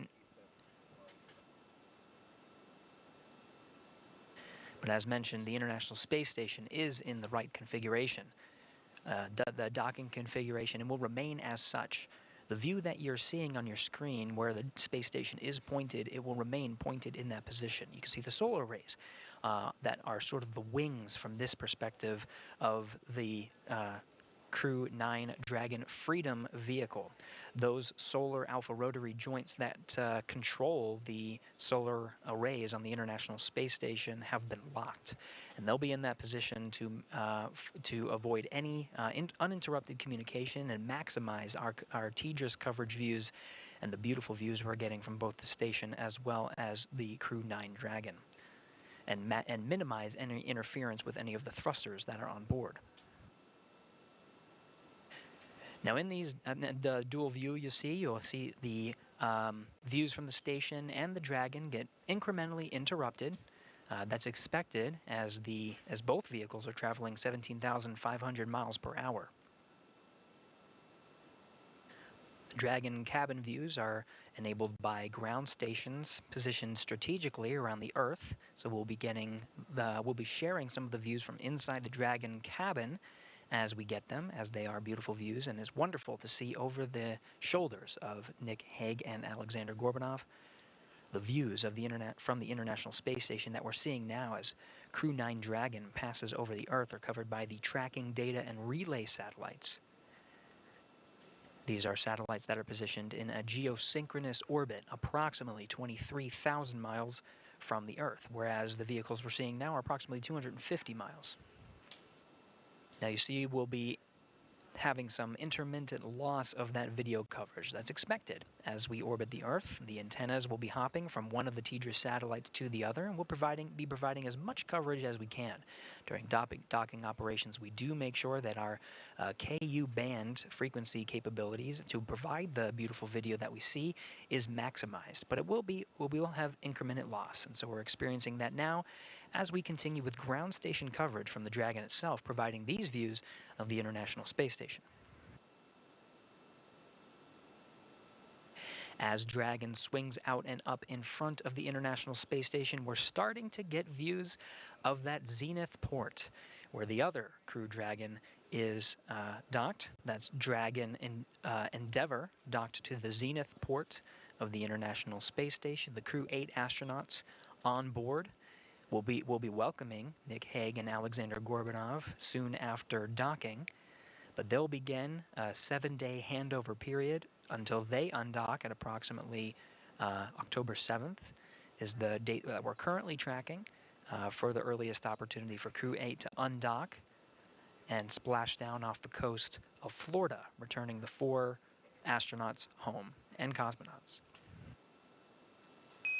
Freedom SpaceX on the big loop.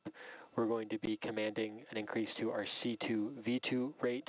We'll have a temporary drop in C2V2 return from Dragon for a little bit. Freedom copies.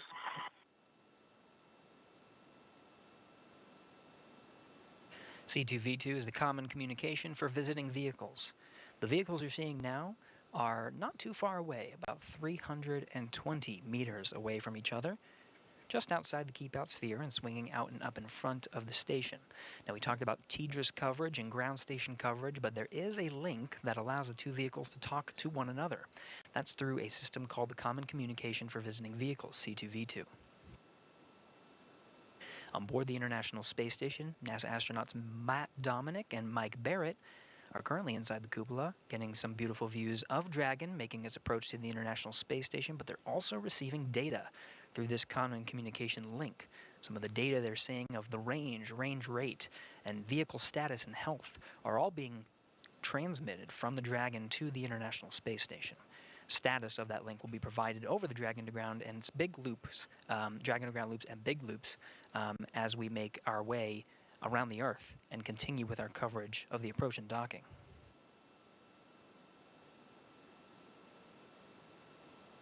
We're now over the continental United States, about 260 statute miles over the northern continental United States, getting some great views as Dragon makes its way towards the docking axis. Station and Dragon, almost directly over the northern border of North Dakota. We're getting views in the distant southern Canadian landscape.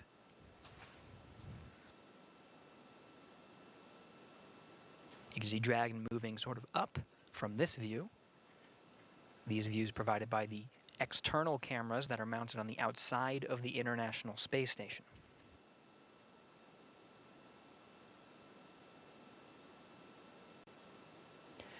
The camera's zoom and focus and aperture are being controlled by flight controllers here on the ground. In fact, here in the room with me at Mission Control Houston, that position is called the Cronus. They have autonomous control of the cameras on the outside and are able to use the pan, tilt, and zoom functions of the external cameras to provide these great views.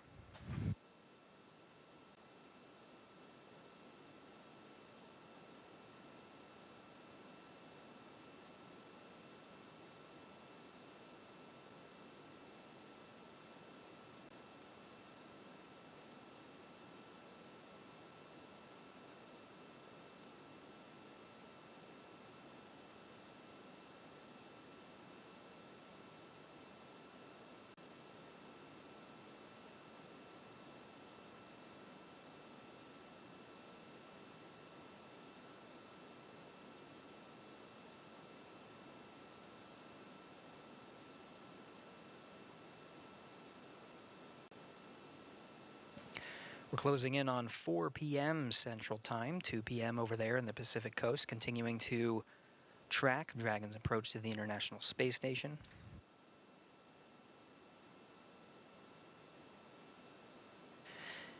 Now getting some distant views on some of northern Ontario, and of course the horizon of Earth.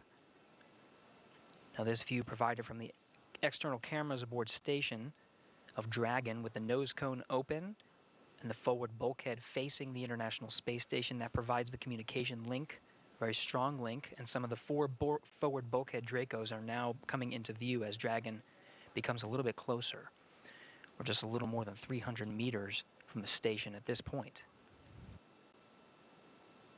Now this slow trajectory is moving us up into what's called the docking axis. The docking axis is immediately in front of the space station today. We're heading towards the forwardmost port. Dragon Endeavour is currently docked to the Zenith port. This is the space-facing port. And Endeavour again will undock in approximately 7 days. This allows for a seamless handover of the Crew-9 crew and the Crew-8 crew before their departure.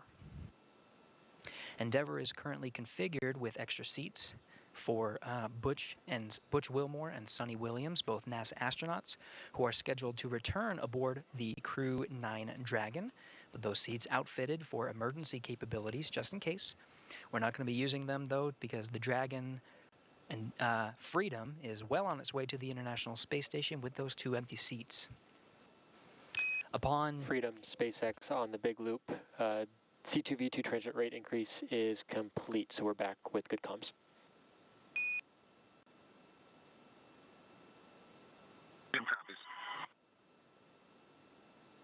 C2V2, again, that communications channel that is a link between the Dragon and the International Space Station. Back to a nominal config.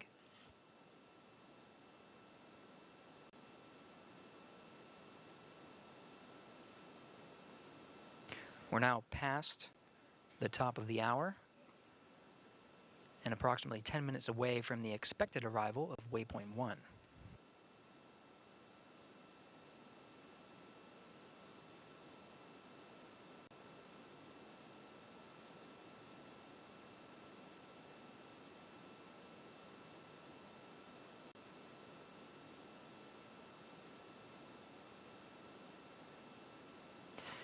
The views you're seeing from the International Space Station illuminating the capsule of Dragon Freedom there are covered by the setting sun and whereas we approach an orbital nighttime.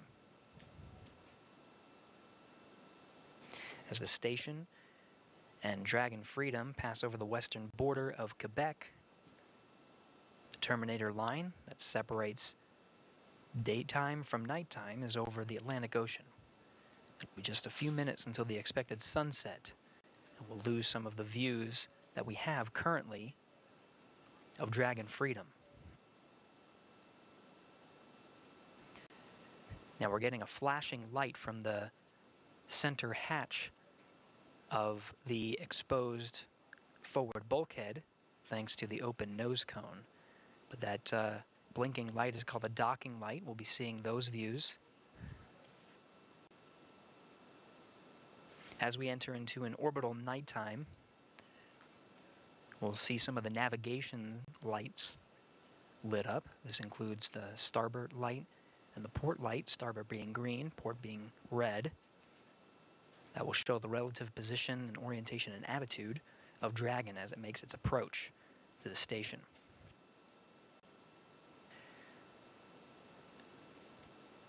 Now getting some camera views from inside Dragon Freedom, covered by some of the ground stations strategically positioned around the Earth.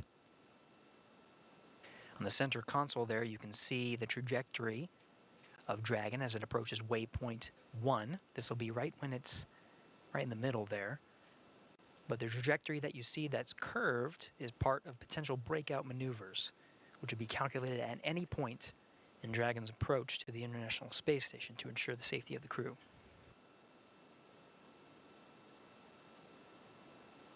We have passed several go, no-go checkpoints, everything looking healthy aboard Dragon and station. Ground teams in Houston and Hawthorne in position. Tracking good health on both of the vehicles and great milestones, good trajectory. Everything's looking good to proceed past waypoint 1 inside the keep-out sphere.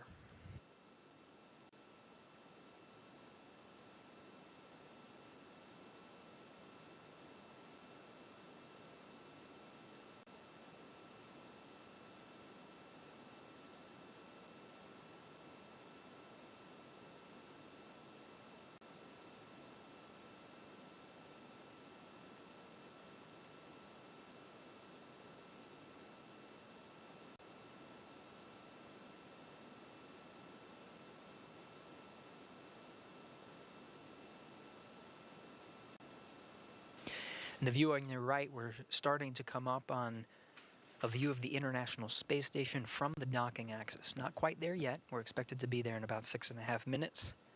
So we're right immediately in front of the International Space Station. From there, we'll make our slow and methodical push in towards the docking axis through several waypoints. Waypoint 1 being, of course, meeting at the docking axis immediately in front. Waypoint 2 being inside the keep-out sphere. Commander Nick Hague in the view from inside the capsule. On the left from your screen, Mission Specialist Alexandr Gorbunov on the right. Following along on Dragon's approach to waypoint 1 immediately in front. The sun ahead of an orbital sunset illuminating the station's solar arrays. 8 sets of the legacy arrays in view.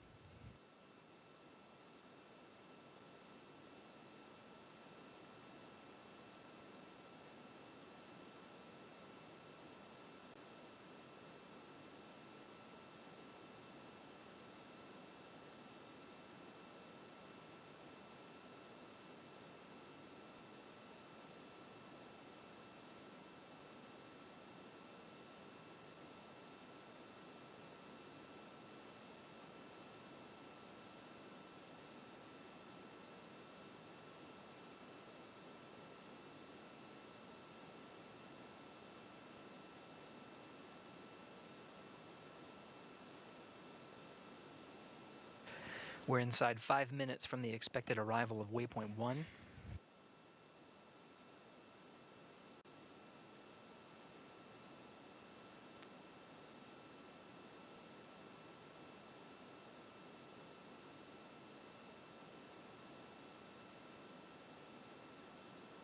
The arrival of Dragon to waypoint 1 should coincide almost exactly with the expected time of an orbital sunset, where we will lose the illumination of the outside of Dragon from the sun. If this is the case, right when we hear the call up on the big loop that we have passed waypoint 1 and have begun what's called approach 1, this is the burn that actually allows Dragon to start moving inside the docking axis towards the keep out sphere, we might lose some of the illumination of the spacecraft, in which case you'll see some of the navigation lights, the green and the red lights.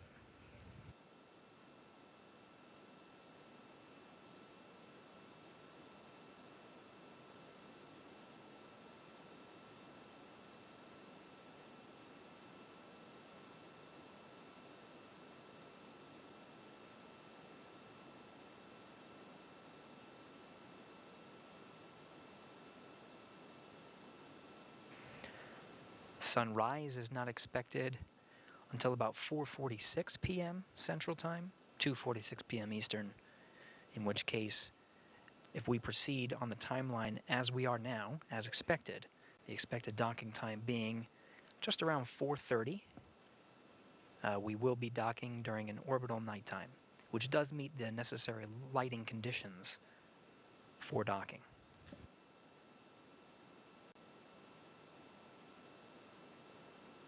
Waypoint 1 arrival in just a little more than 2.5 minutes.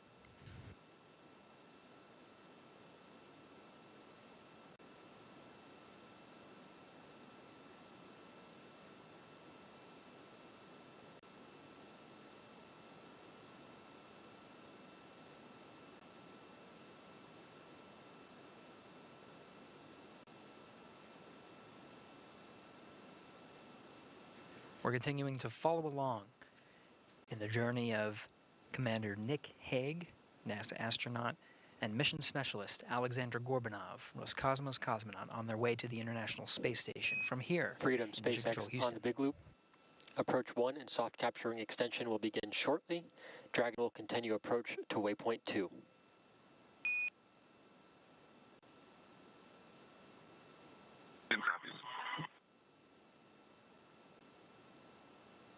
That call from the ground confirms that all teams are go to proceed past waypoint 1. There will be no stopping at the waypoint 1. Dragon will execute its approach 1 maneuver burn and does have a go to enter inside the keep out sphere. This is at the 180 mark. Waypoint 2, though, is just 20 meters in front of the docking axis. We'll be proceeding in very shortly. All teams are go, everything looking good here from the International Space Station Flight Control Room in Houston, Texas. With that, as we continue to follow along, I'll toss it back to my colleagues over in Hawthorne, Leah and Ronnie. Take it away. Awesome. Thanks, Gary. So one of the things that's really interesting as we move up to waypoint 1 is that in a lot of ways, the trajectory we're on today, even though we've done these additional burns with Dragon's Draco thrusters, was set yesterday when we lifted off from Space Launch Complex 40. And that's part of the reason that we had an instantaneous launch window yesterday. A lot of that is driven by this rendezvous point between Dragon and the International Space Station in orbit, so that we can perform all of these maneuvers moving from waypoint 1 to waypoint 2, coming up here shortly, exactly on time and through this careful, very methodical approach between all of the teams currently participating. Here at SpaceX Hawthorne, obviously our crew on board Dragon, the International Space Station, and Mission Control in Houston. We are still expecting initial contact between Dragon and the International Space Station at about 2:30 p.m. Pacific time or 5:30 p.m. Eastern time.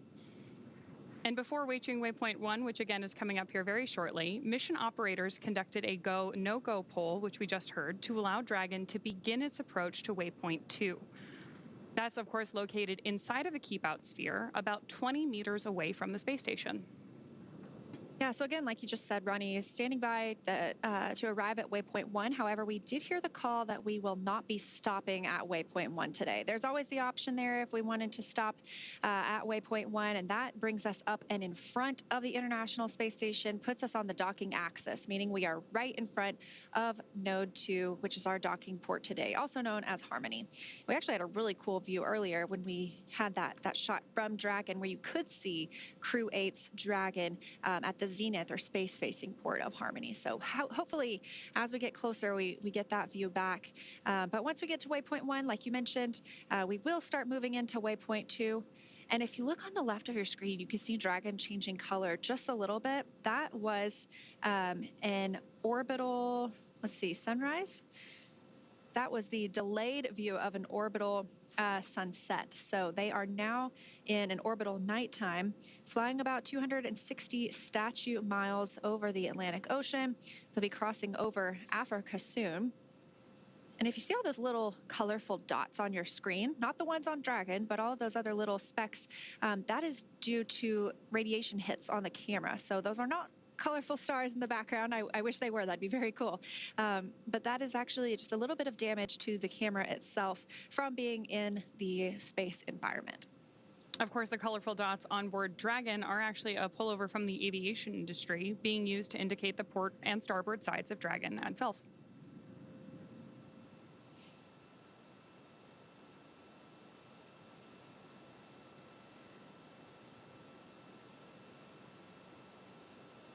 We've talked a little bit about the, obviously, Dragon Freedom docking today with Crew-9, and then the Dragon with Crew-8 that arrived and is at the zenith port of the Harmony module. But there are other visiting spacecraft on the space station right now. Those include the Soyuz MS-26 spacecraft, launched just a couple of weeks ago and brought up 3 additional crew members. They'll stay on board for about 6 months. We also have 2 Progress resupply spacecraft. Those are also from Roscosmos, Progress 88 and 89.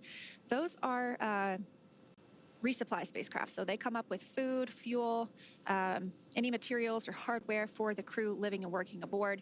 And then we also have Northrop Grumman's Cygnus 21, so their 21st flight to the International Space Station. That's another resupply spacecraft bringing up cargo and hardware. Getting views still of Dragon as it approaches the space station here on your screen, fading a little bit as we head into that orbital nighttime. We have Houston Station on 2 on the big loop, 1.102, step 3. We are ready for docking.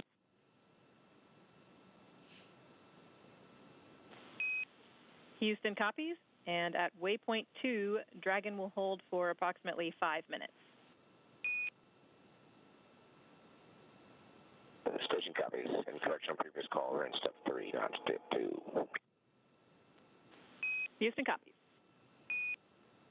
That sounds like NASA astronaut Matt Dominic. He is monitoring from inside the cupola.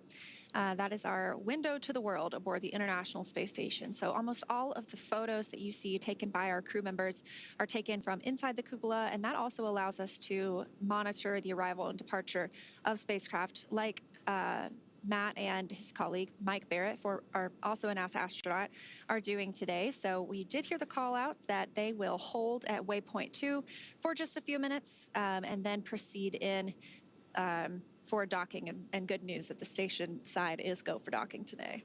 Yeah, that's really exciting to hear, especially because we have been working through all of these methodical, careful steps in the lead up to this docking effort.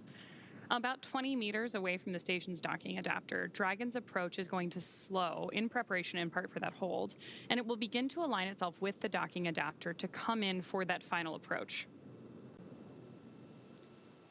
Now we did get confirmation that we have passed waypoint 1. Again, we're going to hold at waypoint 2. The waypoint 2 is about 20 meters from the International Space Station. So you can hold longer if you want to.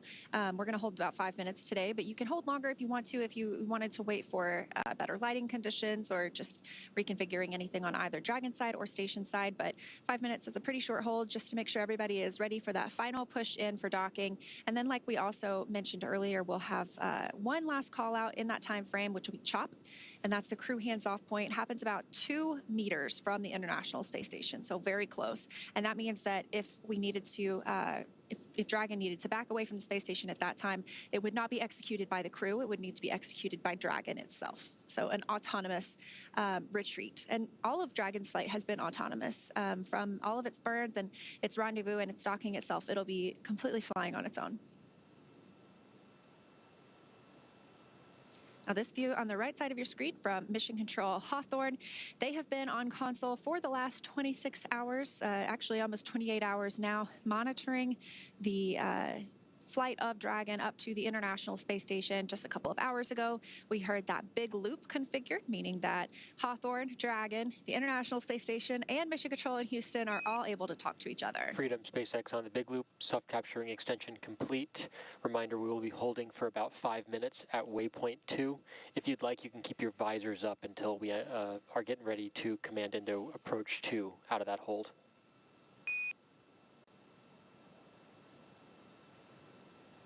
And Freedom copies, good sub-duct ring extension. We're going to hold at waypoint 2. We'll keep visors up until then. And just to let you know, we are, station's pretty dark in the center light camera, looking at thermal until we get in closer. SpaceX copies, sounds good. And yeah, expected for the lighting conditions and eclipse now. Should brighten up in approach 2 on center line.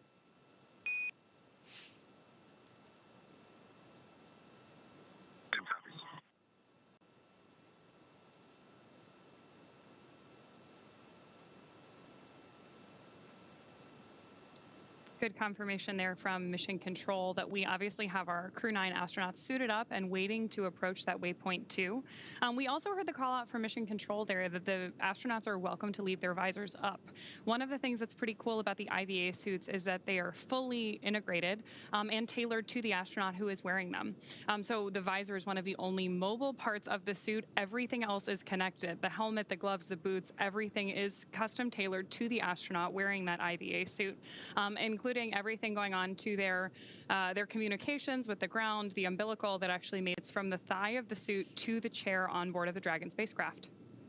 We did also hear that the soft capture ring is deployed. So there are sort of 2 phases to docking. There's soft capture, that's our initial contact for Dragon and the International Space Station. And then that ring will retract once we make that contact, and we'll start getting hard capture. That's when we get into those locks or those latches and hooks driving to provide a firm, secure connection from Dragon and the International Space Station. We'll also see some umbilical checks and connections as well, too. And we are standing by as well for a go, no go poll in Mission Control Houston. We may not hear it here, but we will have a go, no go poll from Mission Control Houston in just a couple of minutes for the docking. But it's good news all around so far. Heard that the astronauts aboard the International Space Station are ready for docking themselves. So we're standing by for waypoint 2 coming up next. We may dock a little bit early today. We were targeting around 2:30 Pacific. That could happen about 2:26 p.m. Pacific time. So early is good. Early is good. That's great. One of the other things we're hearing as we hear chatter back and forth between Mission Control are these beeps as comms begin, both outbound and inbound. Those actually date back all the way to the early days of human spaceflight and are known as Quindar tones. They used to effectively be radio signals that we had comms coming in and out. They're a holdover these days. They're not strictly necessary, but because they are part of the history of human spaceflight and a really convenient way for us to manage these communications back and forth between Mission Control and the astronauts, you can hear them on all of our crew launches on board Dragon, and obviously keeping us in touch not only with Dragon and Mission Control here in Hawthorne, but also the International Space Station and Mission Control Houston. It also helps us know when that comms is coming here as communicators, because those are the most important comms of the day. Anything we say is much secondary. It takes a backseat to anything that you could hear from the crew members in orbit or the team members here on the ground really leading the operations. So we like to listen for those, and we are quick to be quiet as soon as we hear that there might be some crew comms incoming. It also just sounds like space to me. I think it's the history of everything, and having seen it on all of the crew flights from Demo 2 to Crew-9 on board Dragon, that sounds like we have space coming in. I'm so always eager to hear what the crew or Mission Control has to say. It looks like we're about 90 seconds away from waypoint 2. Again, that's about 20 meters away from the space station. We are already on the docking axis, so we are right aligned with the Node 2 forward port, that Harmony forward port that Dragon will be calling home today. And because of that, we are getting these views of Dragon with space in the background on that docking axis instead of the Earth behind it. So if you are just joining us, we don't have a super clear view right now, but the lights that you're seeing are Dragon on board your screen as it approaches the International Space Station. Again, if just in case you're just joining us, we are tracking initial contact between Dragon and our Crew-9 astronauts at about 2:26 p.m. Pacific time. That'll begin with that obviously soft capture followed by a hard capture. During the hard capture maneuver, Dragon will actually extend 12 hooks into the International Docking Adapter to make sure that we have really tight contact between Dragon and the space station before we begin pressurizing the vestibule between the two vehicles. And again, we do expect that docking today will probably take place in darkness. Unfortunately, we love those views when we are in an orbital daytime. But like we mentioned earlier, we see 16 sunrises and sunsets a day. So we see about 45 minutes in darkness and 45 minutes in daylight. Right now, we are in one of those orbital night times, flying 261 statute miles over the country of Togo. So we are standing by again for waypoint 2 arrival. We expect to pause, and it looks like we can see a couple of thruster firings as we get ready to execute that 5-minute hold at waypoint 2 before moving in for final approach and docking to the Node 2 forward port with Dragon and Crew-9. This is the second Dragon that's going to be mated to the International Space Station. Oh, we've got some good Draco pulses on your screen there right now.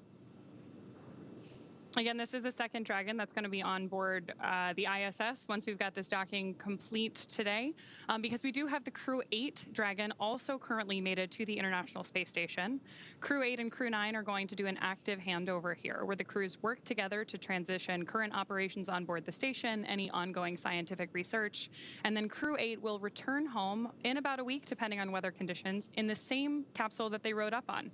So it's interesting because that capsule stays with the crew for the duration of their mission, which obviously means that we at SpaceX here are monitoring Dragon throughout the mission, from its initial launch, the entire time it's docked on station, through that splashdown for each crew.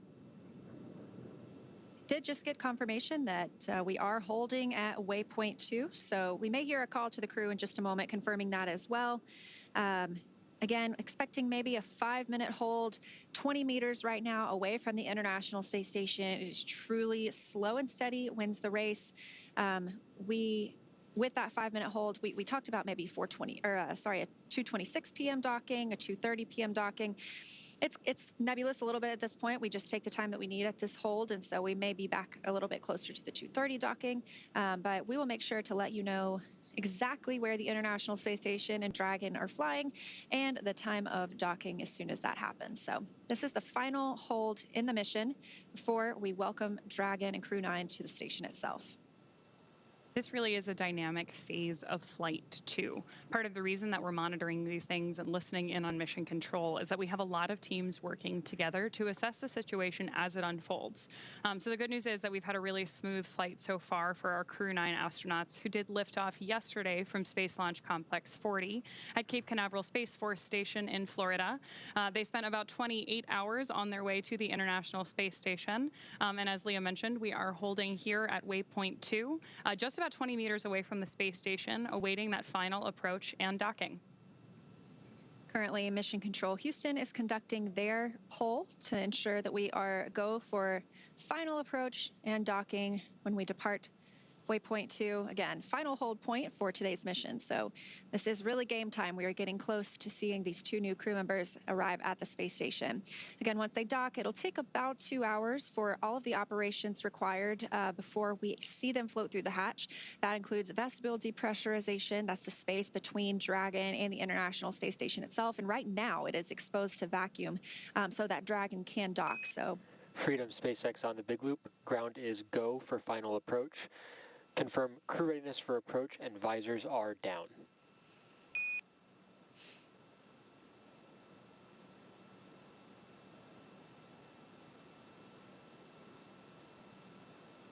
And SpaceX Freedom, visors down, we are go for docking. SpaceX copies. As a reminder, once Dragon is inside the crew hands-off point, retreat and breakout are not permitted.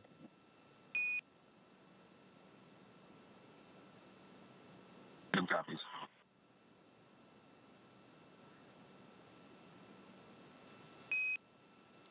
And Freedom SpaceX, we are resuming approach. Freedom copies.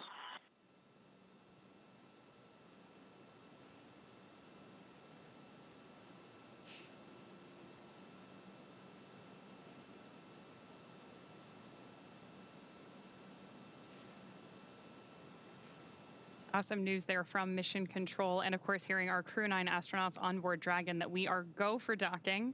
If you're watching closely, you're also seeing some great pulses from those Draco thrusters on board as Dragon approaches the ISS for that final docking maneuver. Again, that was the final hold, and we heard the communications that we are go for docking and have resumed that approach. So we will not hold again. And they discussed CHOP, which we mentioned earlier, the crew hands-off point. That's within 2 meters from the International Space Station. Station Houston on the big loop. Dragon is on final approach and is go for docking. Monitor per steps 5 and 6 in 1.102. Dragon approach and retreat monitoring. Station copies, step 5 and 6. So those sound like similar communications, but the first was to the crew on Dragon. The second is to our crew monitoring in the cupola, and you heard them reference what they should be looking at, any procedures that they're referencing during this dynamic phase. And we're continuing to see Dragon get closer to the International Space Station, now about 17 meters away from the docking port. Again, we do expect to be in an orbital nighttime during docking, but this is a pretty cool view as you can see a camera coming from Dragon and focusing on the docking port itself. So it looks like we are properly aligned with that node 2 forward port as we continue to approach, now just 15 meters away.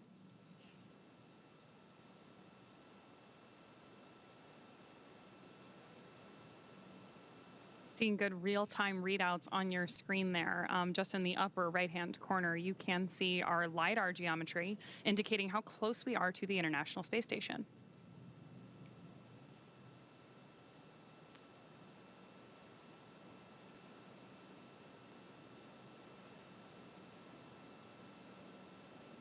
LiDAR, of course, stands for Light Radar, and it is used in maneuvers like this in space to help two spacecraft meet each other. And that helps us to not need daylight when we are executing these maneuvers. So again, I mentioned this is happening in the dark. We can hold and wait for different lighting conditions if we needed to, but because we have this LiDAR technology, we're able to continue moving in. And like you mentioned, Ronnie, if you look in the top left, you can see we're now just about 10 meters away from the International Space Station. Oh, confirmation from the crew, 10 meters away. 10.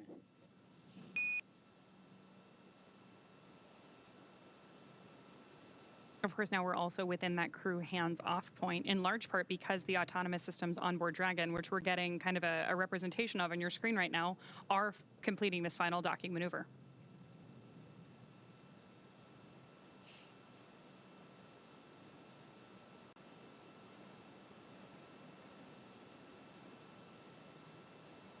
Looks like just about 7.5 meters to go.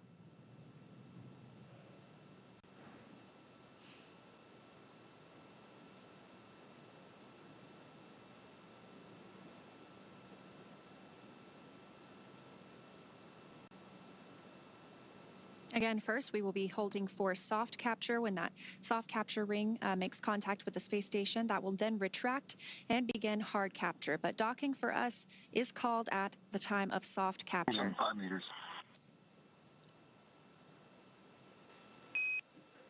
Copy 5. Standing by for the arrival of Crew-9 to the International Space Station. We are also getting some pretty good views here of Dragon approaching station, even though we are in an orbital nighttime and it's pretty dark. That's exciting to see how close these spacecraft are to each other. Yeah, now just about 4 meters away. Standing by for the call for CHOP, crew hands-off point.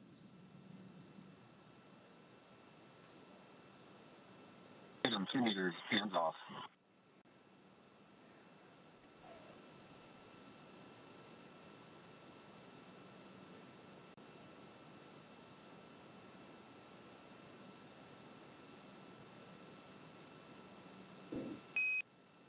Freedom SpaceX on the big loop, soft capture confirmed.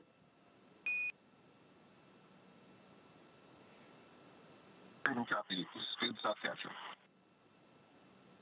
Crew-9 has arrived to the International Space Station, docking confirmed at 4:30 p.m. Central Time, 5:30 p.m. Eastern Time over Botswana. Now, we still have a few steps to complete before Dragon is securely attached to the station, so we're going to go ahead and follow those along as well. We are standing by for the hard capture sequence start, and then we will also hear a call out for hard docking complete. We're expecting that a little bit more than 10 minutes from now. Freedom SpaceX, ring retraction in progress.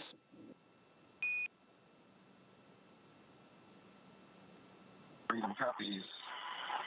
Retraction in progress. Again, they're referencing the soft capture ring that will slowly retract and bring Dragon closer to the International Space Station. We'll get into that hard capture sequence with the hooks and latches, providing us a hard docking, and that happens about 10 minutes after docking itself. Again, Crew-9 arriving at the International Space Station as the station and Dragon were flying about 265 statute miles over Botswana, 4:30 p.m. Central Time, 5:30 p.m. Eastern Time. Of course, those hard capture rings aren't the only thing that we're going to attach between Dragon and the space station. We also have a series of umbilicals and other systems that really help integrate Dragon to the space station once both vehicles are mated together. And this continues to be a I don't want to say slow, but a methodical process of bringing the crew on board the space station. So yes, we do consider them docked at this point. We are awaiting for that hard dock to be confirmed, but we will still have a couple of hours before we actually open the hatch and see the crew fly through. So NASA astronaut Jeanette Epps on the space station side is going to be prime. She's the lead for pressurizing the vestibule, that space between Dragon and the station hatch that will be opened and allow the crew members to fly through it and join their new home for the next 5 months. So we will stand by for that. But that does take a couple of hours, and then we will finally have 11 people aboard the International Space Station for about the next week. Has to be an exciting time to be on station. Obviously, at this point, everything we're doing, as you mentioned, is very methodical, and that's because we're still in a dynamic phase of flight before we have all 11 members of our crew together on board Expedition 72. We've obviously heard a couple call-outs to our crew that they are wearing their IVA suits, now visors down, due to the dynamic nature of this flight environment, and we'll move through all of these steps until we can bring everybody together, and then, like you mentioned earlier, maybe change into something that's a little bit less spacefaring, a little bit more comfortable. Yeah, we'll probably see them float through in something like their flight suits. You know, NASA astronauts typically wear blue flight suits, so we'll see what they show up in today. But I am definitely looking forward to seeing them float through the hatch. Now, again, we only have 2 crew members on Dragon today arriving, and the 2 empty seats that were with them will be occupied by NASA astronauts Butch Wilmore and Suni Williams upon their return sometime next February. So we will be excited to see them back on Earth as well. So it's about a 5-month stay for NASA astronaut Nick Hague and Alexandr Gorbunov, who have just docked to the International Space Station. Again, that happening at 4:30 p.m. Central, 5:30 Eastern, just about 4 or 5 minutes ago now. We are still standing by for soft capture ring retraction to be complete before the hard capture sequence starts and we get into driving those hooks and latches and firmly securing Dragon to the space station. If you joined us during our webcast yesterday, you know that these hooks were actually exposed when we opened the nose cone shortly after Dragon made it to orbit. That's one of our major milestones during our launch event. We did have an on-time liftoff yesterday from Space Launch Complex 40, followed by Freedom SpaceX, ring retraction complete, docking sequence holding for MCS reconfiguration.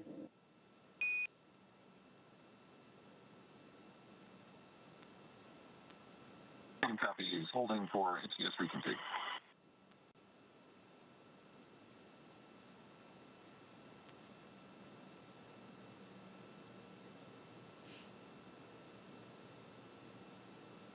So confirmation that the soft capture ring, that first step in the docking process, has completely retracted. We will soon move into the hard capture process. Sounds like they're standing by for reconfiguration before doing so. But you can hear that the crew on Dragon are still speaking with the core here in Hawthorne, the crew operations resource engineer. So once they float into the hatch, though, they really become Expedition 72 crew members, not just Crew-9 crew members. And they will start communicating almost solely with the flight director the Capcom in Houston. That's the capsule communicator. Really serves the same role as what we have here in Hawthorne with the core. That's the single person in the room that communicates with the crew. That keeps all of the communications streamlined, so you don't have a ton of different voices at different consoles. Station Houston, on the big loop, MCS configured, proceeding with hook driving. Station copies. There's confirmation there that we are moving forward with that hard docking and that we're talking over the big loop.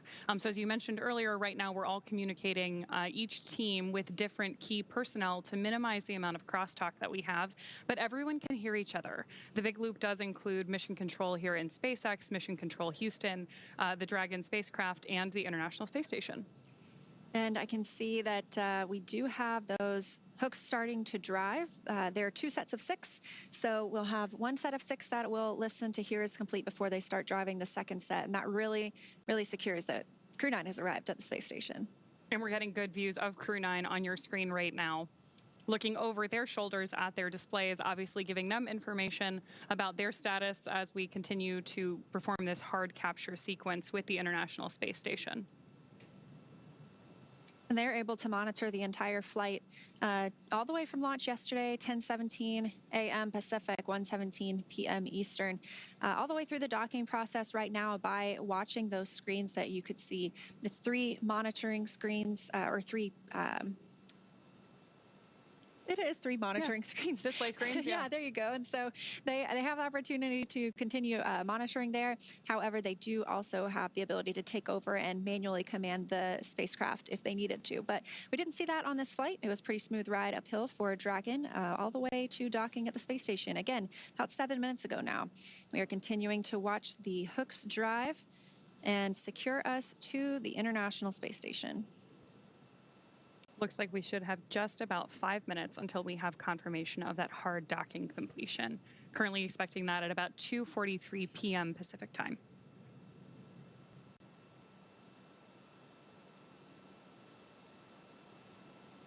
Like I mentioned earlier, during this time, we keep any of the crew members that are on the space station from exercising.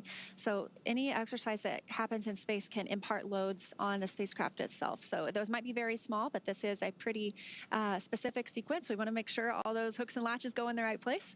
And so they have to hold off from exercising for the time being. Crew members on the space station exercise for about 2 hours every day. That helps keep their bones and muscles strong. That way, when they get back to Earth, they can recover much faster and are able to walk almost immediately.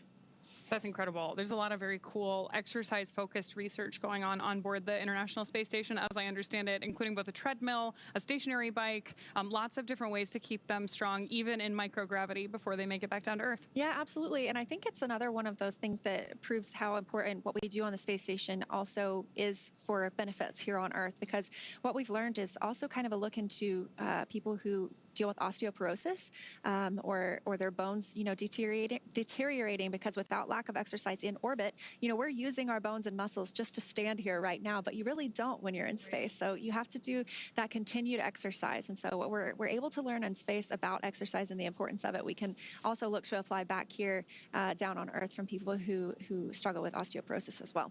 There's a huge amount of crosstalk, actually, between microgravity research that's done both on board Dragon, whether it's through one of our NASA missions or our commercial missions, and the International Space Station, all that benefit life here on Earth, whether that's things like focused on bone health or even very specific disease pathways. It's interesting to give us that opportunity to look at different types of research that we can do for whether it's biological or nutrition. We talked a little bit earlier today about the number of plant experiments that are currently ongoing on board the ISS, all to study how we can studying how we can deliver different amounts of nutrition to our astronauts on those future long-duration exploration missions. And of course, then there are parallels for that on Earth as well.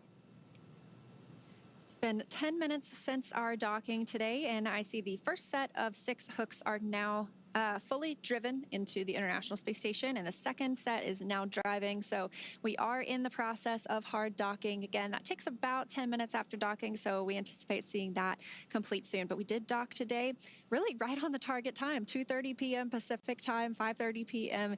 Eastern time. That's really incredible, too, because even though we mentioned it earlier, it bears repeating. We hit that 2:30 p.m. today because we had an on-time liftoff yesterday during an instantaneous launch window. This entire approach to the International Space Station is carefully... SpaceX hard capture complete. Oh, confirmation of hard capture. That's great. Standing by for umbilicals as well. Copy. Hard capture complete. Welcome aboard, Freedom. Of course, now that Dragon has completed the docking sequence, the spacecraft needs to undergo a handful of checks, including hooking up that umbilical. I know you've been waiting a while.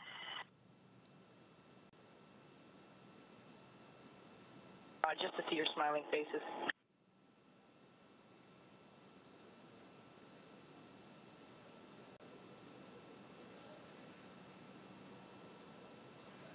Once we get those checks complete, we'll obviously be able to get those crew members united on either side of Dragon and the ISS right now. But the crew on board Dragon now gets a chance to get out of their spacesuits before moving into hatch operations. That's right, and things will be picking up inside the station too as NASA's Jeanette Epps gets the hatch on the station side ready to be opened. She's going to start pressurizing that area known as the vestibule between the Dragon and the station hatches.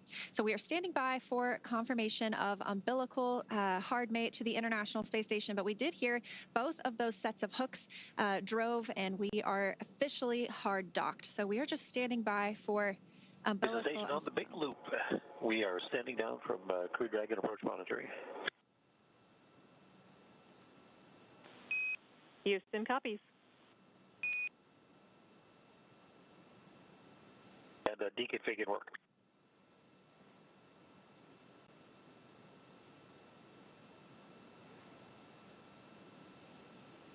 All right, again, we docked right on time here at 4:30 p.m. Central Time, 5:30 p.m. Eastern Time, as Dragon and the International Space Station were flying over Botswana. And our teams in Mission Control Houston are continuing to monitor the arrival. So with Dragon docked, that's going to do it for us here in Hawthorne, but our coverage for Crew-9 will not stop here. In a minute, we're going to toss it to Gary in Mission Control Houston to take us through that vestibule depressurization effort and hatch opening, when we'll see NASA astronaut Nick Hague and Roscosmos astronaut Alexandr Gorbunov float into the International Space Station. But first, let's quickly recap how they got here. First, of course, we began with suit up with both of our astronauts and Crew-9 members putting on their IVA suits. Then they rode out to the launch pad for vehicle ingress. We had an on-time liftoff from Kennedy Space Center, pad 40, yesterday at 1:17 p.m. Freedom SpaceX on the big loop. Docking sequence complete. Ground will be enabling hardline power and comm connection shortly. Go to DOP suits per procedure 4.012. We'll take cameras external.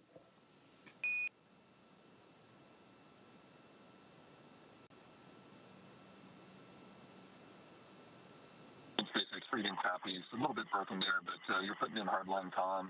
You gave us a go for suit docking. Hey, firm Nick. Docking sequence is complete. We are enabling hardline power and comm connections. And concur, yeah, you can go ahead and DOP your suits in 4.012. I will take cameras external.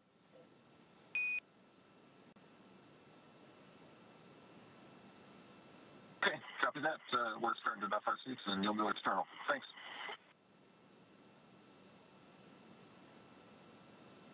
Confirmation from Mission Control there that we are go for suit doffing for our Crew-9 astronauts.